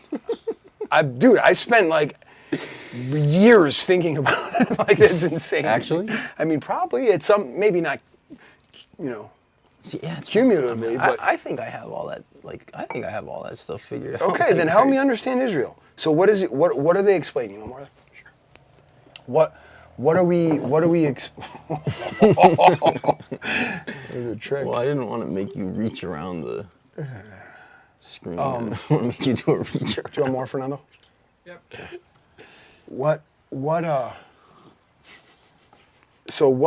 Okay. So Israel, Iran, and Israel got into it. We don't want talk. to know. What did Franco say that day? Something about you, and he looks at me and goes, "He's such an asshole." That's why I love him. I think he said. Oh boy. Smell your how's your bougainvillea? It smells good. So Israel and Iran have their thing. Palestine's A little involved. bit of a love affair type of Palestine's involved. Okay. And then, which the Palestine-Israel thing is also interesting to me, and one that I don't fully understand as well. thing. All right. But let's just get past that. Let's get to Iran, Israel. Okay. They have their thing. And now help me understand the moves that are being made to expose. Yeah, And so what I'm I need to know not from that. talking about the geopolitical theater stuff really at all. I mean, it's Okay. related, but like I don't pay Like any the spiritual I don't stuff? I don't pay any attention to that. Like, Yeah. I don't pay any attention to like. For me, that's again my interest in those things are.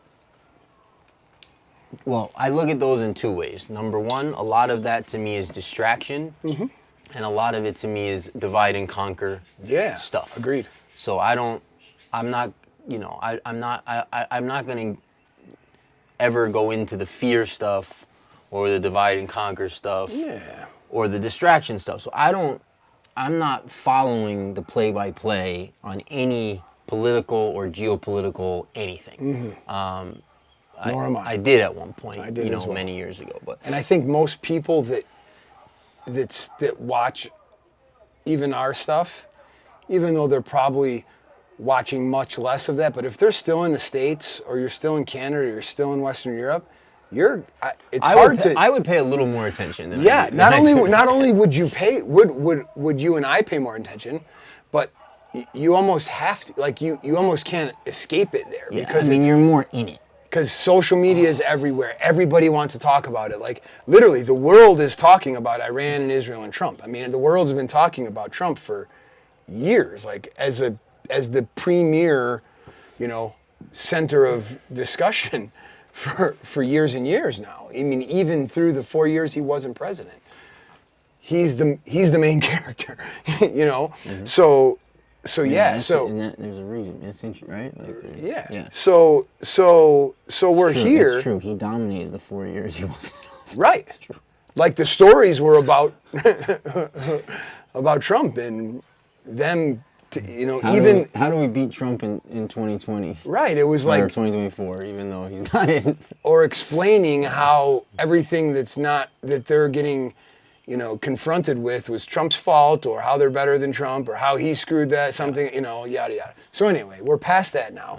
He's still the main character, and most people that are on Earth care and are whether they should or shouldn't. It's up to them. But most people are in this whole global geopolitical stuff. Like that's a thing that's very difficult to escape or remove yourself from in a way that doesn't create tremendous amount of stress on your life, depending on where you live. I think we're blessed here in a way that we have less of that, acute fear to deal with when things like this are happening on a global scale. Yeah, we have other fears to deal with. We do. But Not those. anyway, but this is the one that's commanding consciousness right now. Yeah. So you're not following at the political machination piece. I get it. Me neither anymore. We've been there, done that. So where do you see it right now? From what perspective, and how does it expose, the spirit? Well, I just think, we have this. I mean, you were asking before about Israel. Yes, that's what I really want to know. Okay. Yeah, so you have this group in power in the U.S. that is definitely a different group than has been in power, from my perspective, in a very long time. Mm-hmm. At least since JFK. Whether that was real or not, I wasn't there, I don't know. It strikes me as that being real, but I'm not positive. I'm not positive on anything, but, but at least since then. Right. At least since then. Yeah, there's a lot of secondhand, or a lot of I don't know, what's the word, people talking about that era, and there are like some similarities, right, of themes. Yeah, so, okay, so you have this group that is theoretically interested in doing some good things. Stopping some of the chemical poisoning that's going on. Oh, we're talking about the cabinet, We're talking about the current administration. Current administration in the US, United right? States. Stopping some of the chemical poisoning that's going on. Yep. Stopping, child sex trafficking and human trafficking and things like that. Now, we can argue all day about the sincerity of those efforts or not, but I'm just... Those are the talking points, I'm just saying that, ostensibly, the administration is interested in those two things. The crypto community, of course, is very behind this current administration. Again, we can argue for better or worse, but I think you can make a pretty strong argument on a lot of these things that it's part of the whole exposure of the darkness, that we're seeing that actively be pursued, that exposure, and we're seeing it actively exposed in all kinds of walks of life. Yep. Agreed. And so, we could keep going, but like general point is like the light, or the, some amount of that stuff happening, in process, taking place, whatever. Okay, but then you've got this sort of outlier where of being very pro-Israel, pro-Zionist, which seems strange in the context of everything I understand about, the powers that be, and the Vatican, and Israel, and this unholy alliance, essentially, that between different entities, and how all that stuff works. And we understand kind of Mossad, and we understand sort of the false flags that started wars, and so on and so forth, right? So, and I'm not in that part of the world. I don't know firsthand what's really going on in any sort of factual way. But it looks ugly, it looks like Israel is wrong most of the time, type of thing. You know what I mean? So, and I don't, so that's like a sort of strange element. And then you have this whole conflict with Iran, and this stuff that went on, and it looks like Trump and the U.S. administration is taking like a very hardline pro-Israel stance. Which makes sense given their cabinet and given their ties in that way, but then I'm kind of sitting back, and I remember a lot of people think there's a lot of people out there that think like, oh well, if Trump got into office, we were going to have World War III, and then of course other people think he's going to save us from World War III, and you have all that kind of... That's so interesting, right? That concept alone is interesting. Those kind of ideas. And so I'm just, I'm kind of just watching the whole thing unfold with some, a little bit of curiosity to just, just to see, because I do think we're in this very beautiful time where the light is gaining momentum and the exposure is on and darkness is having a harder time and people are freaking out and the powers that be are losing control and losing power. And so I like to kind of just sort of watch the machinations of that a little bit and also see how it interacts with me and my own world and my own inner state and like, you know, do I fall in any fear timelines? Like, do I take any of it and do anything with it, or do I take that higher perspective of just knowing that everything happens for a reason and that, you know, Earth school is a very temporary experience and we just come in for a minute and we learn some things and we have some lessons and we have some experiences and we're out of here. And so... Did you ever giggle? Yeah. Right. Right? You have to. And I mean, and that's, you know, like, even though you spend your life just with me. I do not. Your capacity to keep things in that place is beautiful, and it's part of the lesson of Earth that's very hard to learn and not take this too seriously. Yeah. And you know, maintain that perspective. But so anyway, so I'm watching this whole thing, and then as the you know the days go by and they do this ceasefire or whatever they did, and then I guess I haven't been following it closely, so I don't know if like someone broke it or someone didn't break it. I think they both broke it, you know, right? whatever, this or that, or you know, who knows how this will all go. I'm not making any predictions of any kind, but it looked to me like this was another example. I can't use the word 5D chess, you know, because it's... Oh boy, this is a cue thing. Well, yeah, it looks to me like there was a major exposure of Israel that took place here. Okay. And in some of those ideas and some of those posts from a long time ago, it was like, you know, there was ideas around Israel being saved for last type of thing, and Israel... Okay. And I feel like through some of what's happened over the last 4 or 5 days or however long it's been, there's been like a very clear, like, and that seems to always be how it goes. It's like, okay, you guys, public world, like consciousness, you believe all this stuff, okay. Freak out! I'm going to let that play out so you can see it. Yeah. And then I'm going to go, see, look. Right. And I feel like we just had another one of those with Israel. Okay, so I think I'm missing a point on... So, Israel and Iran were throwing bombs at each other, right? Supposedly. Is that's the official story? Yes. Okay. Then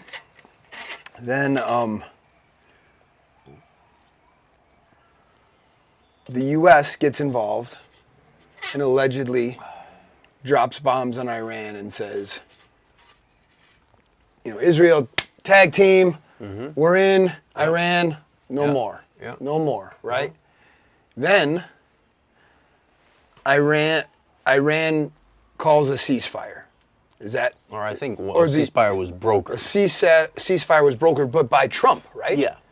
So Trump think so. announces the ceasefire. Right. Okay. Then right after the ceasefire, Israel and or Iran, I think perhaps at least what I recall hearing was that Israel then, within a day or less than a day, half a day, they dropped, after agreeing to the ceasefire, then dropped bombs, you know, threw more bombs at Iran, right? And then Iran fired back, right? Or, anyway. Or whatever the something machinations like that, were, right? And I remember seeing the clip of Trump saying, like, almost bragging about it, like, in a way. Of bragging about what? About Israel's capabilities. Oh, I didn't see that. So, you know, he said, like, hey, you know, they're both in the wrong, or what the heck, Iran, you know, Israel shouldn't have done that. Iran, you know, they broke it too. They shouldn't have done that. I brokered a peace deal, a ceasefire. But then in Trump fashion, he talked about they were the most epic 30,000 pounds of bombs we've never seen by human eyes before. And it was a feat, a military feat, you know, like he was talking like, and I'm embellishing a little, but Trump does that, right? From whatever Israel had done, you're talking about. That's my recollection of the piece. Not his own. He did that too from the White House. Yeah. You know, he talked about when they did the from the White House broke into every news channel and TV channel, and he announced that they did that. Right? Yeah, he talked about how no other military air force in the world could have done what we've done. Yes, he definitely did that then. But this clip that I saw was him talking after the ceasefire, basically saying like, not where he was like cussing at Israel. no, he did cuss. In that clip you're talking about? I think it was that Well, might if have it's been the that same clip. one, I don't think he was bragging about. Well, he definitely said that like 30. Let's find the clip, dude. Like he talks about how epic it was, and it was never before seen in a military feat, and something or other like that. So it was, to me, it was incongruent with the rest of the message, the way that and maybe that's just his, persona or I don't know. Well, it may be both. Maybe both. Because it's sending a message to everyone, Right. to both sides, Yeah. whatever it means. So okay, so what's exposed on it? Like I'm still on. I need to understand more. Like what is exposed about Israel now? That they don't have to listen to Trump? I don't get Sort it. of a level of evil, a level of viciousness, Oh, I see what you're a saying. level of like exposure in terms of who they are and what their intentions are. If And, that's true, right? If they actually did break the ceasefire, is that what you mean? Yeah, sort of like, okay, we did what you guys said you wanted. You said you wanted Iran to not have nuclear capacities. Okay, publicly, whether it's true or not, but Right. publicly they said, okay, we took them out, we're Right. successful, they have no more Right. nuclear capacities, and then that wasn't good enough for you guys. Right. You guys then went the extra, Oh, whole interesting. No, that long is of a interesting. way. Yeah. And then Trump made a point to then go on TV and cuss about it. And he always plays those tricks. So like, he's a master of image and perception. Absolute genius when it comes Yeah. to that. And so why did he go and drop an F-bomb on TV? Because he wanted that point underlined. Look. Yeah. Look what they're Yeah, doing. yeah. Look what they're doing. Right? And so he knew if he did that, then everyone would talk about it, which they did. And that was the exposure. And that was where he's sort of saying, okay, look, I'm towing the line on all this stuff because I'm supposed to, and like that's like the paradigm we're in. So we support Israel, and we love Israel, and Sure. we're Israel and all that stuff, but look, we did what was asked of us. We did things that even people would be against because it looks like we're provoking war, and it looks hostile, and it looks like we're getting involved in what could become World War III and all that kind of stuff. Right. But we brokered this, very successful in his eyes, Right. ceasefire, and now look what Israel's doing. Right. And so That's interesting. That's to me, like I've seen on a lot of these things, whether also with lots of issues, I've seen him kind of go to the same playbook on. He did it with the tariffs. Did it with tariffs. He did it with immigration. Right, He I did mean, it you with think about- Biden. He did it with all kinds of things. Well, you just think about the tariffs, though. Child trafficking. A lot of. A month or two health. ago, people were crying that freaking out that the markets are going to crash and everything's wrecked. And we can go in. There's way more detail than this and way more nuance to this type of stuff than we're going to talk about right now. But as to why those cycles play out the way they do. But people, really smart people, were freaking out about the tariffs and destroying the economy and markets are going to crash. I mean, S&P is at an all-time high again. Yeah. Like those things, right? And there's many other reasons. It's not Trump. It's not like, Right. There's reasons for that stuff. But it just goes to your point of, that, hey, people freaked out about this. And then it's kind of like, well, things are kind of as they have been in some perspectives, and that goes to, we talked about this a week or two ago. I was reading that a couple of those newer studies that came out where they had psychologists, study all these different groups of people and to understand their worries, their concerns, and through the end of the study, it was like 90% of an individual's daily worries Oh, right. never happen. Yeah. They never materialize. They never actualize. 90%, like 90% is a wild number like that. So, I mean, some of this is that, people worrying about stuff that just applies anywhere. Yeah, there's another level another of this thing I with Trump. like. That's another thing I like. He's always very positive. So super positive. Yeah. Yeah. Which, if you understand that you're a creator of your own reality, that's important. It's important. I mean, we're all contributing No. to the creation of reality. Well, sure. Yeah. But that's true too. But we're also creating our own. Yes, you could go No, grab I my mean, chicken. just in the sense of like.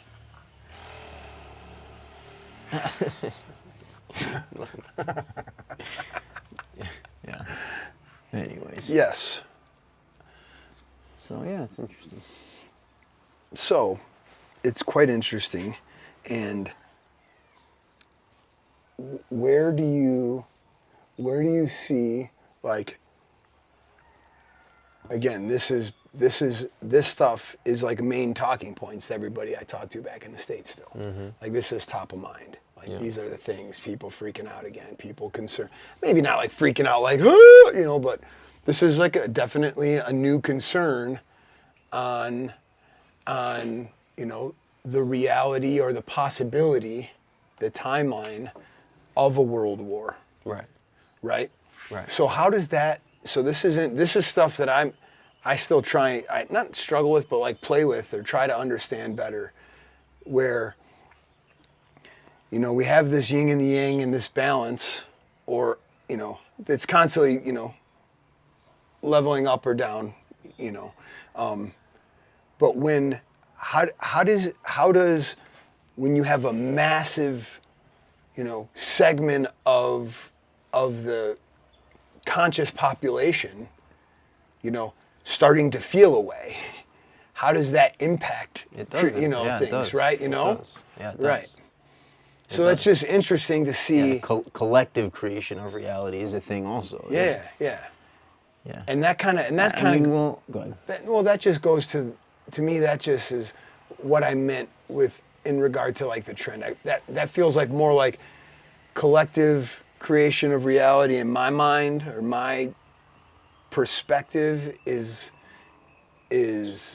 kind of the trend, the direction setting, and then the machination, the day-to-day, the acute level of reality is the individual. Yeah. I Yeah. don't Sure. know. Yeah. Anyway, so you think that does play along? What? The fact that you've got this big group of people Yeah. that of course. are, Yeah. I mean, look, we'll have World War III or we won't, based on the level at which humanity is willing to face their shadow or not. And that's all. Because that's all that represents. That's just the 3D visual representation of the shadow. And if we need that cleansing because we won't face our shadow, then we'll have it. But if people are willing to face their shadow in a different way, then we will have it. And again, I think that's what the exposure plays into that as well. In fact, I think Trump plays into that in a huge way for so many people, because he's so triggering. yes. And anything that triggers you is your shadow being exposed. Anything. So that's also a big piece of Trump's role on Earth right now, is to trigger people and have them face their shadow. Right. Of judgment and hatred and. Are you triggered by Trump? I'm not triggered by Trump. I'm not triggered by Trump at all, but I like him. Like I like him. So a lot of people, he represents sort of the devil for a lot of people. Sort of like evil incarnate. Right, but I mean, that's so hard for me to. And I didn't like Trump initially. Like I thought initially, like as president. Like my whole life. Growing up, like right. He kind of seemed like an asshole. He still seems like a bit of an asshole. I mean, like in your sort of like lane of assholeness, not not like actually an asshole, Right, but right. just like personality-wise, Yeah. you know, a little bit in a certain way. But like, you know, Thanks. yeah, but like, you know, but you know what I mean though, or no? I mean, Like if Trump's your grandfather, he's probably gonna with you all day long. yes. Like if he's your uncle, like Oh, he's gonna right. mess with you. Yeah. Like And you're gonna love You're him. not gonna have a moment of peace, and you're gonna love him. Absolutely. Right. So I that's see. what I mean. Like asshole, but not like actually an asshole. You know. But you know, yeah, I never liked him. I never liked him growing up or anything, or like even when he ran for president the first time. I thought it was funny when he won, just because everyone thought he was gonna lose, and people were so devastated, and I just kind of find it funny when people are very upset about stuff like that. But to me, he was just part of the club. You know, I remember seeing a thing like probably 20 years ago, you know, where he's got this shrine to like Apollo, the sun god, on the 66th floor of the Trump Tower. Oh, no kidding. Yeah, and I'm like, when I saw that stuff, I'm like, oh, he's in the club, he's part of the club, Right. like he's, you know, same thing we've been watching forever. So I didn't like or dislike him. I just thought he was part of the cabal, basically, and just playing his role like all the other presidents and all the other fake fights, and you know, Right. just like Al Gore and George Bush are like on the same team. Right. I assumed that that Trump and Hillary were on the same team, and so I wasn't tuned into any of that or interested in any of it at all. But I've come to feel differently, just based on what I've seen in terms of how everything is played out. I don't feel that way anymore. So that's why you got the tattoo. That's why I got the tattoo. Okay. Exactly. Awesome. We finally got there. It's a long road, but we made it. Yeah. Oh, that's good stuff, Yeah. man. So That's good stuff. No, it's interesting, man. We're wild times, my friend. Yeah. Interesting and wild times. But no, I don't think we are going to experience World War III. I don't think we are. At all. In a At any collective- level. Oh, at a Well, collective. and at some level we are experiencing it already. I was going but to say, yeah, we kind yeah. of are. But in terms of like a full-blown, like, you know, countries bombing each other. invading, Yeah. invasion, that Yeah, kind of stuff. I don't think we're going to see that. That'd be nice. I'd support that idea. Yeah. I'd support that But it's a like people- plane. You know, it's very much dependent on how quickly people can wake up and face themselves like this. Yeah, And, yeah. You know, and realize who they are, and we're all doing that at some level all the time. But You know, one of the, you know, we've talked about like our individual, you know, waking up stories and process and progress and iterations of all that. And, you know, starting back with, you know, when I was in the Army in September 11th and having that first narrative from, you know, guys I knew telling me a different story than the official story that was on the Right. news at that time, right? That for me was like the first. your buddies in the military. Yeah, that was for me. I can pinpoint that time as that's the first time I consciously questioned the official story, the matrix, the constructed reality that I'm, like that's the first time I actively, consciously, intently questioned that thing. You know, and then steps through, but or iterations over time that we've talked about before. But one of these, one of the books that I read, and I brought it. This is interesting. Have you ever read this? This is called Official Stories by Liam Sheff. So I don't know how old it is. It's probably let's see how old it is. 2012. So it's not super new, but the dude, like, I liked his style. I saw him on, he did an interview or something, and I just liked, I don't know, there was something that I resonated with that he was talking about, and I'm like, oh, I looked him up, and he's like the son of both of his parents, I think, are medical doctors. Like one of his brothers or two of his siblings are medical doctors. Or he's from a family of Western medicine, allopathic, MD family or veterinarian. I don't recall. Don't quote me. But something from that realm, right? And he was kind of the black sheep of the family, and you know, he's like a journalist, he had a radio show for a while. But this book was so interesting. It's not like, there's some sources and stuff that he supports stuff, but it's just more like his logic explaining things. Like it's really an entertaining, easy, enjoyable read. But I just want to read a few of these things because this is something I think this book can help people at least open their eyes or question it in a way and be entertained if they're book readers. And Liam has since left this reality and is passed on. But I would love to hear what he has to say about things that have happened over the last 5 or 6 years. Because I think he passed before COVID, if I'm not. But let me just read a couple of these. He talks about did Shakespeare write Shakespeare? Mm-hmm. Is HIV the cause of AIDS? Mm-hmm. Do vaccines save lives? Did the Big Bang really happen? Is the Earth growing? Did a lone gunman kill JFK? Is America fighting for democracy around the world? Was 9/11 an intelligence failure or success? Yeah. Does the polio virus cause polio? Do HPV shots protect girls from cancer? Did Darwin get evolution right? Yeah. What is in outer space? So these are they're just super entertaining, very thought-provoking, but like, I think there's even some,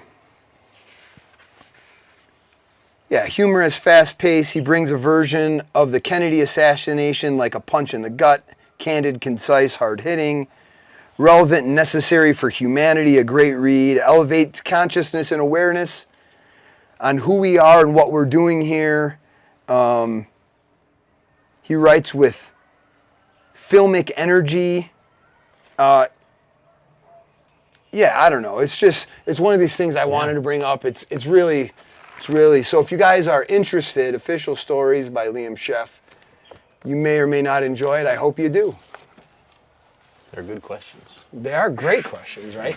That we can't answer a lot of those questions actually in our podcast because we will get the video banned on YouTube, which I just had to take a freaking training because of Carl's video about colloidal silver. So we got a strike. We got a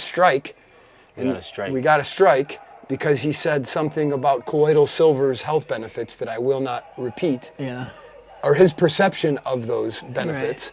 Right. And, or I don't even think he said, something along those lines. They gave us the strike, took the video down. Then I go into studio and I see that that because it's our first strike, it's just a warning. If I take this policy training, that they'll remove the warning after 90 days.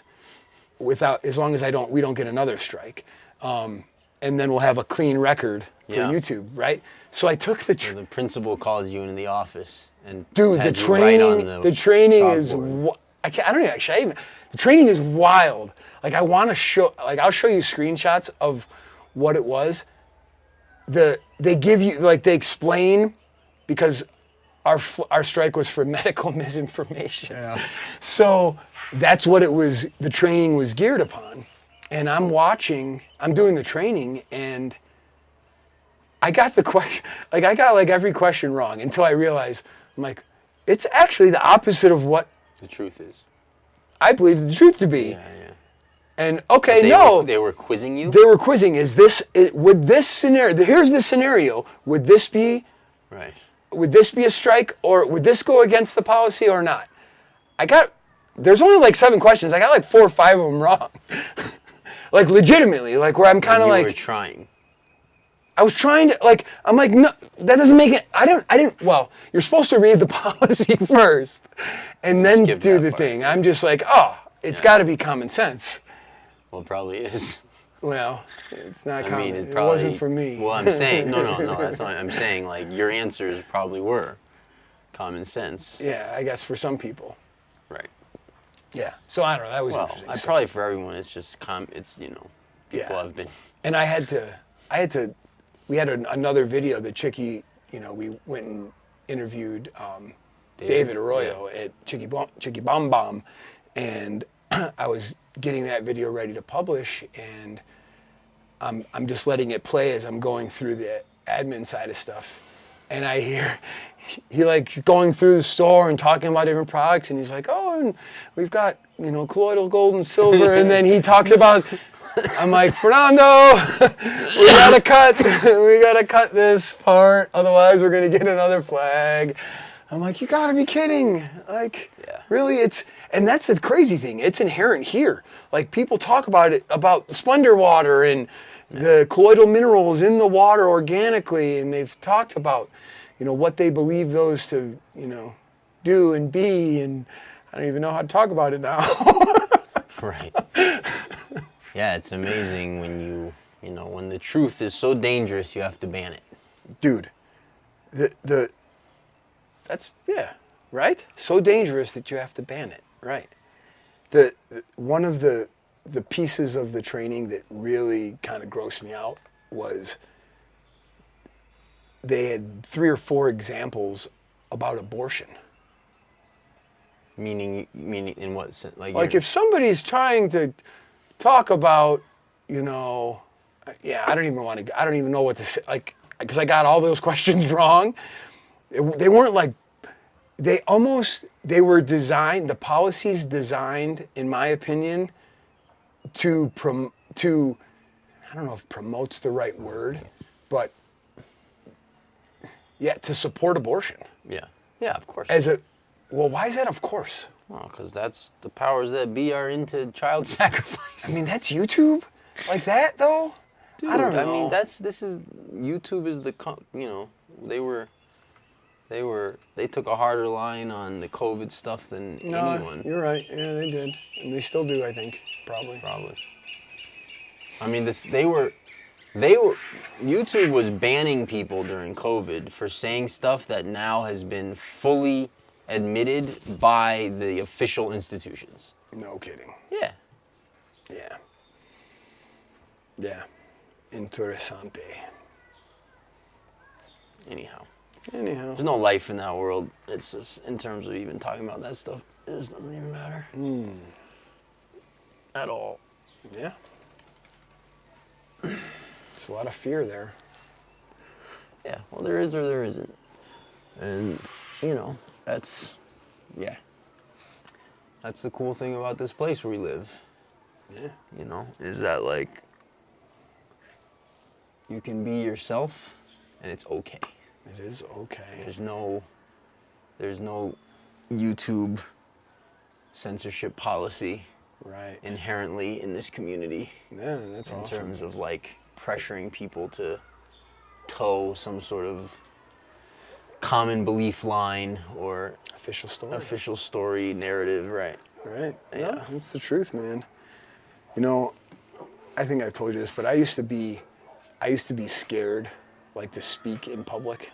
I told you, like, that was one of my fears, like in school and high school and even in college. Okay. I still vividly remember this time.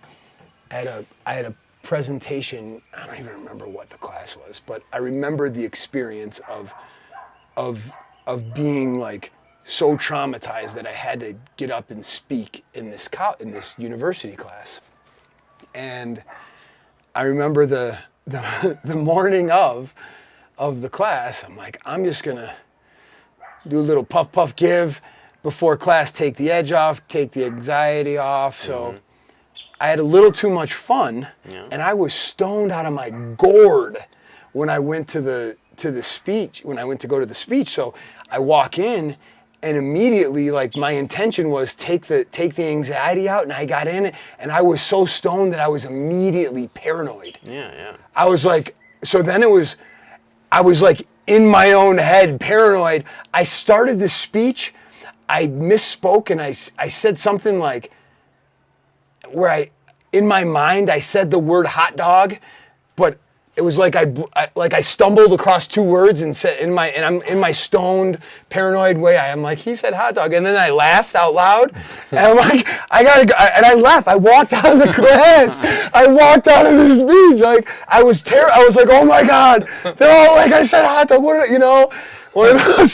So I was scared of that, right? It took me a long time to get over that, and then eventually, I got over that, and You're good at it now. and I had to do that in General Mills and in public accounting, and then even when we started doing YouTube, when I started, like, I'm not gonna lie, man, some of those feelings You felt that. started coming back, like fluttering back in, and I'm like those in the beginning. I'm like, I'm not an expert on Ecuador. I don't understand Spanish. I'm not a spiritual guru. I'm not like all these things, like, right? And then eventually I got over that, but that bit of fear like took a grip, like as we're going through YouTube. It kind of dawned on me, yeah, I surrendered, Yeah. I'm not an expert on Ecuadorian culture, right? I don't understand the Spanish language. I'm not a spiritual guru. It's okay. I don't need to worry about if I contradict myself or stutter or say something dumb, or what if I misspeak, or what if I contradict, or what if I change my mind, or what if I lose my train of thought. Now I do it every podcast, and you know what? That's okay. That's when it hit me. I'm not a historian. I'm not a linguist. I'm not a freaking ascended master. Are we bleeping? At the end of the day, I'm the only human that knows my intent in what I say or how I say it or what I mean, and I'm okay changing my mind, learning something new, being wrong.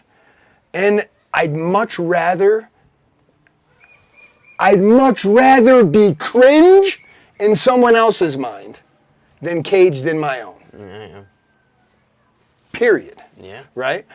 Like, that's where I'm like, all right, who cares, man? Yeah. Who cares? So, and that kind of leads me to like one other thing that we've said before. It's not new. It holds true for, I guess, all of that stuff. I think I could speak for you too when I say this, but correct me if I'm wrong. But basically, everything that we say on here, we have the intent of helping people understand where we're at, where we're from, both physically, mentally, spiritually, in the moment where we're speaking the words, right? Is that a fair characterization, right? So what I'm about, what I've shared this, again, I've shared this before, so it's not new, but I just want to make it abundantly clear about this place, or my perspective of this place. And first, a caveat, like, if you guys are watching, if you're a longtime subscriber or you've been watching us for years, I would say that there's much less of a likelihood that the statement I'm about to make applies to you. Like, it's much less applicable if you're a longtime viewer, subscriber of our content. Because first of all, you're insane. You're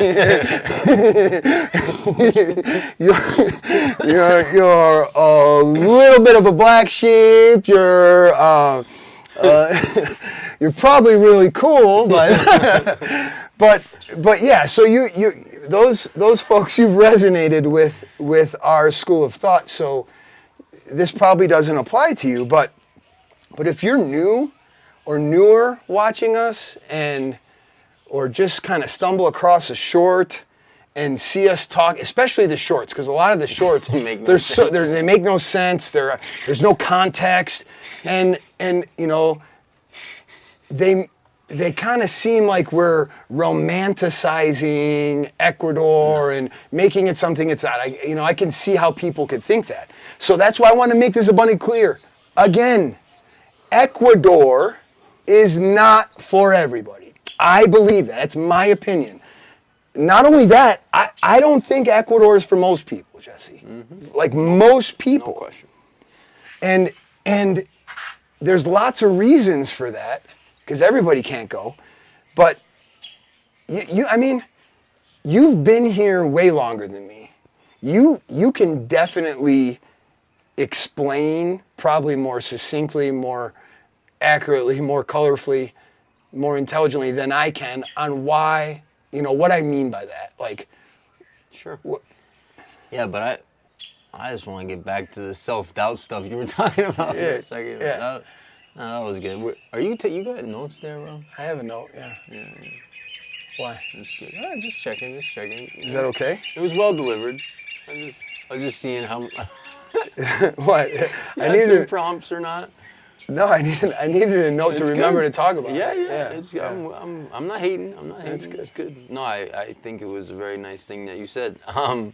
But yeah, I mean, I think every human being inherent at this point on Earth to the human experience is battling, self-doubt, battling those thoughts that creep in and those beliefs that creep in, and the time that someone told you this or that and you accepted it as you're not good enough, or you can't, or you don't know how, or or whatever, and those are the limiting factors of of sort of our greatness or like what you can be, of your potential, because your sort of limitless potential as a human.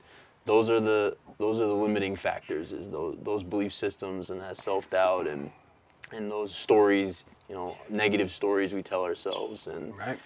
Those are crucial conversations to have.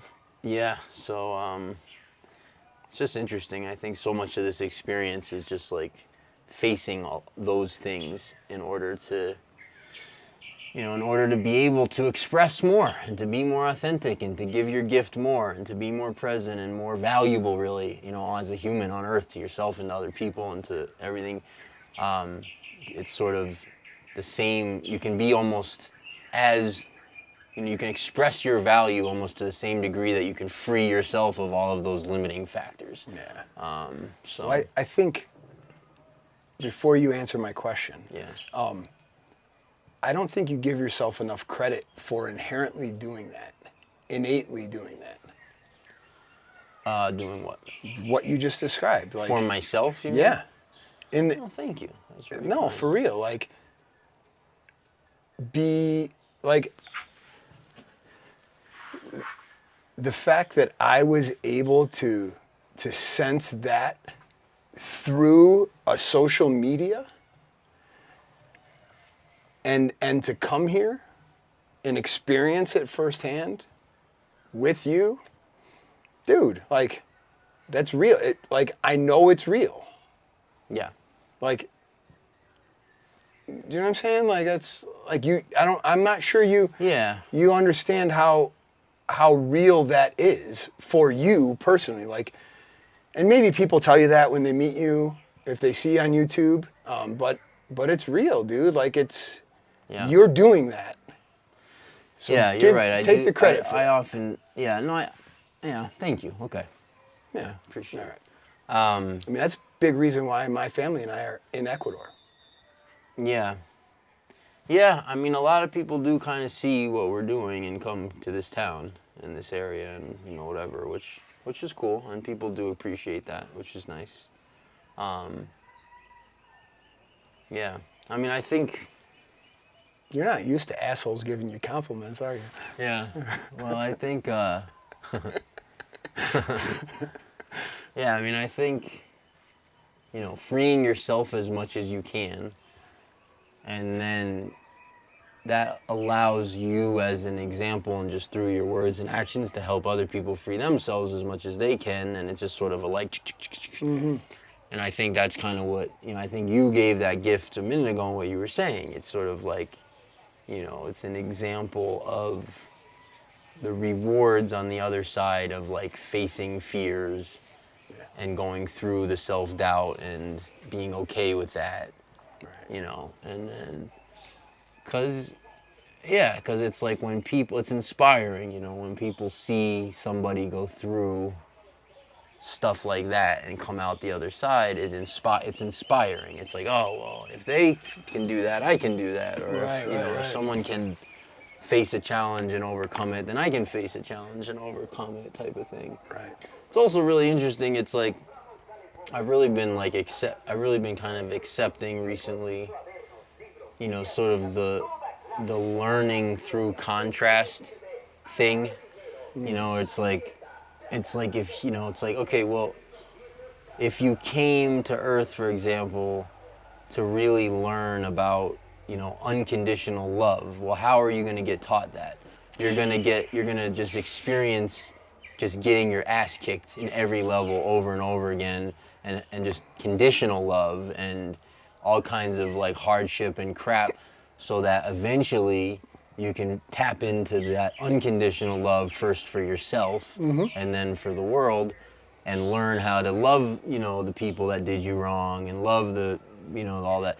It's like, well, okay, like it's like the learning through contrast, and it's it's such a part of the experience, and it's like, but it's so, we fight that so much. It's like we almost all just kind of pretend, and it's in my mind, but it's like we almost all just kind of pretend like the goal of Earth is to be as comfortable as possible.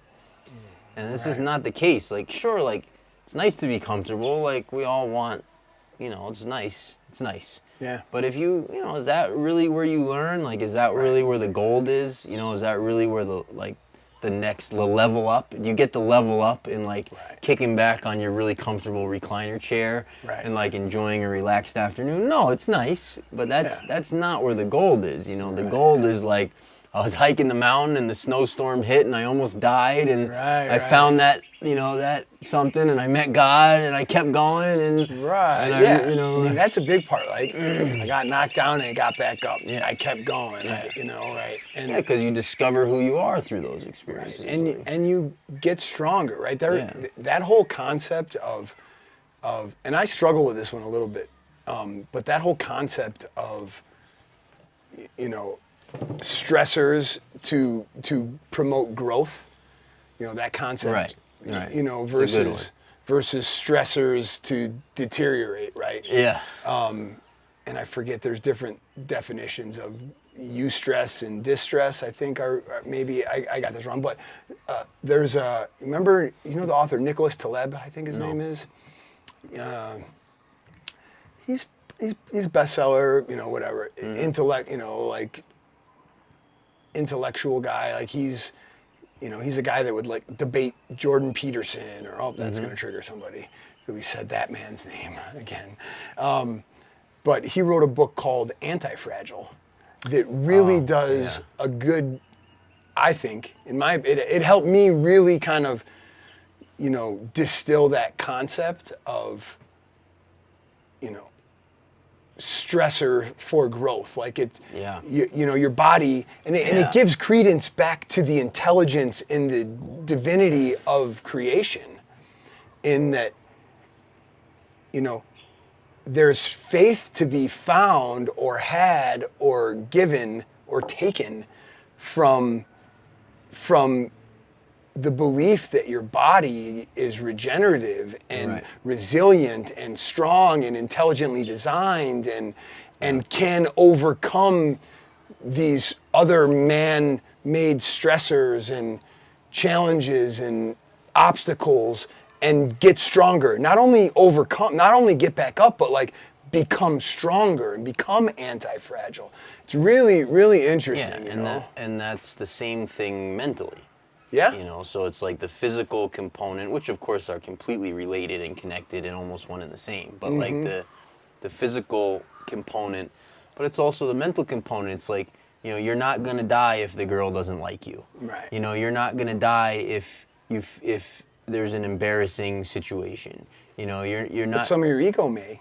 Well, right, exactly. Which is where the gold is. But it's like, but it's like that strength also. That hard one, right? Yeah. Like resilience and strength of, and that's the kind of the shadow piece I was talking about, right? It's like you have to, if you want to be able be in control of yourself in the sense of like not be at the whims of your reactions and your emotions and all that stuff, then you have to free yourself of those things, aka you have to face them all. Right. And you have to be able to to like find that space between event, story that you tell yourself, reaction. Right. It's like because normally if we're asleep and we're just kind of operating in conditioning, it's like event, story, reaction, all within a millisecond. Right. And we're either having a mental breakdown internally that no one knows about, if we're that personality, or we're screaming, or we're running away, or we're punching someone, or whatever the reaction is. But it's like, we're in fight or flight, whatever it is, fight, flight, freeze. Based on the story we told ourselves. Right, based on conditioning and based on trauma, like some sort of experience that you took on that, oh, this means this, and so now I have to go into, I have to have this response. So, it's like, like, there's no freedom in that, you're completely, if you're stuck in that, which we're all stuck in that to one degree or another, like if you're stuck in that, there's no freedom, you're not in control of yourself, you have to try to optimize the external world to like trigger you as little as possible, and that's never gonna work. Right. And so, yeah, that's really been an interesting, I was telling you this before, but I've really been studying, because I've, most of my like studies have been more on the other side, more in terms of like the expansion, ascension, like up and out, high frequencies, like most of my studies have been more in that realm once I finished with like needing to understand all the conspiracy stuff more than like a dozen years ago or so. Yeah. But more recently, I've really been like going into the shadow stuff and really studying like Machiavelli and Carl Jung and like looking at myself from those perspectives in terms of like what are the things that make me smaller because of my internal mechanisms, that don't allow me to express the way I, authentically all the time, and make me feel afraid or make me feel, sort of my world caves in one way or the other because of some timeline I played out that doesn't exist, but I, but my consciousness went into it because this event triggered that, and I remembered this, and it made me smaller, and I went, oh my God, and went down that negative pathway. Yeah. Because it's that mental, that resilience, physical, mental, whatever. That piece, I stumbled across this. I was doom scrolling on the throne, and and I think it was Willem Dafoe. Yeah. Is that how you say it? It's not William? It's Willem? Willem Dafoe. Okay. I don't know. I have no idea. See, I don't even care. Willem. I'd rather be cringe. Willem. What did Willem have to say? Dear Willem, yeah. But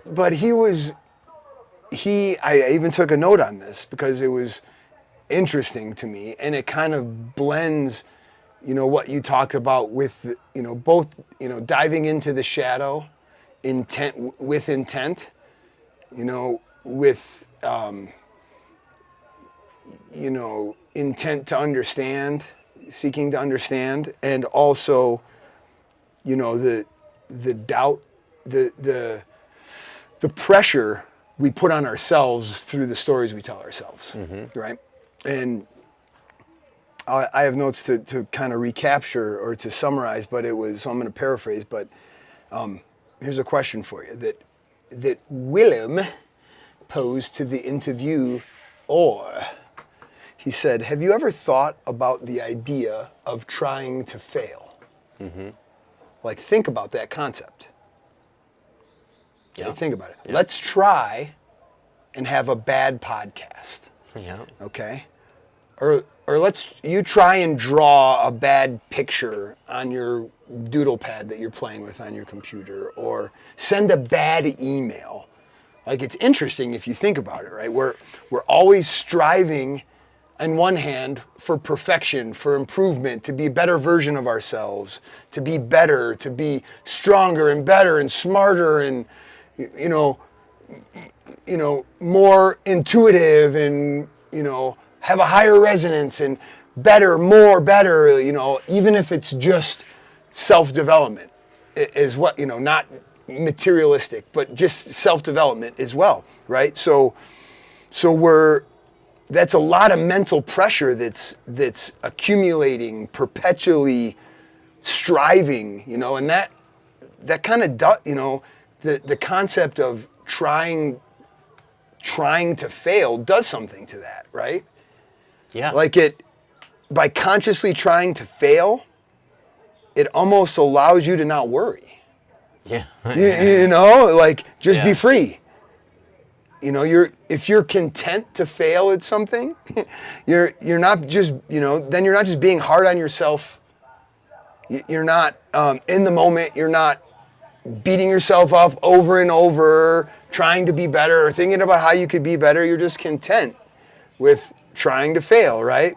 So he goes on to say, like, we're dealing with that striving impulse for perfection, and we need enough to get motivated. We need enough of that feeling that to get up and take actions and try things like that piece of it.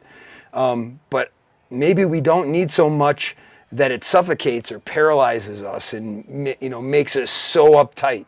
It's just interesting psychological concept to acutely and consciously try and screw something up. And that what you just described about the shadow and the stories we tell ourselves, like,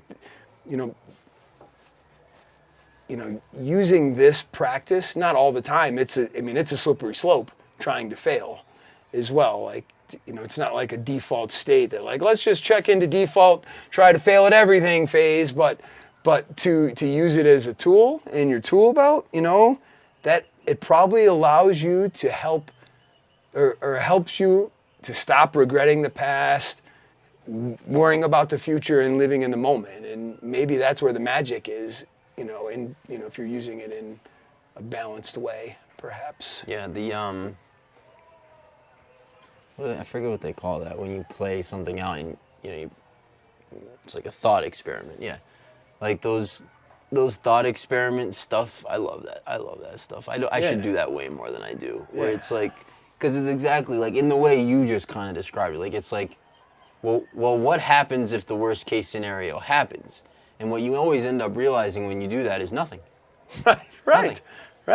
Even if, like, a bomb got dropped on your head, you'd be dead. Yeah. Yep. Like, there's not, like, nothing can actually happen that, it's just like what we believe about it and think about it. Right. We turn it into a monster in our head. Yeah, that's... Everything is malleable, and, There's a story, a children's book that describes, illustrates that concept. I'm going to get it for you. I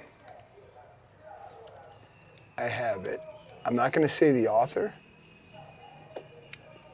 I think it's a children's book.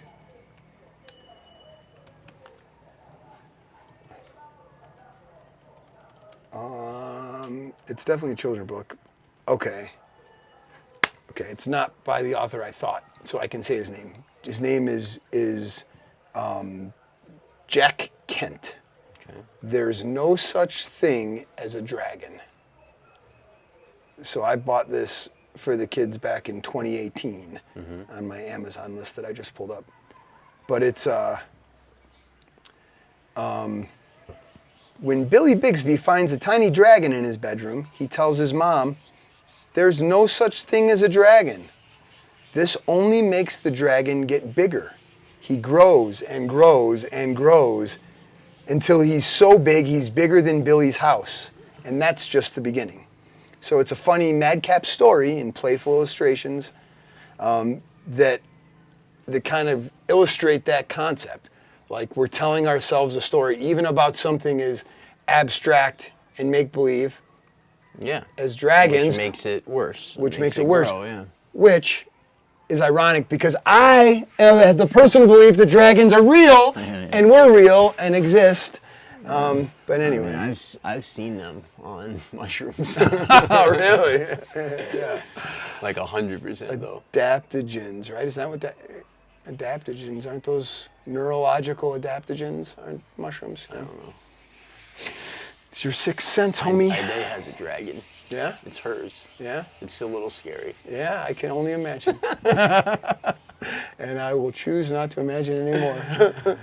Hello and welcome back to the Ecuadorian Science Podcast. What's up, Jesse, guys? Brand. Hey guys, we're here in Vilcabamba with the Abundant Living team. To learn more about our next retreat, click the link in the description down below. From our family to yours, welcome to Vilcabamba.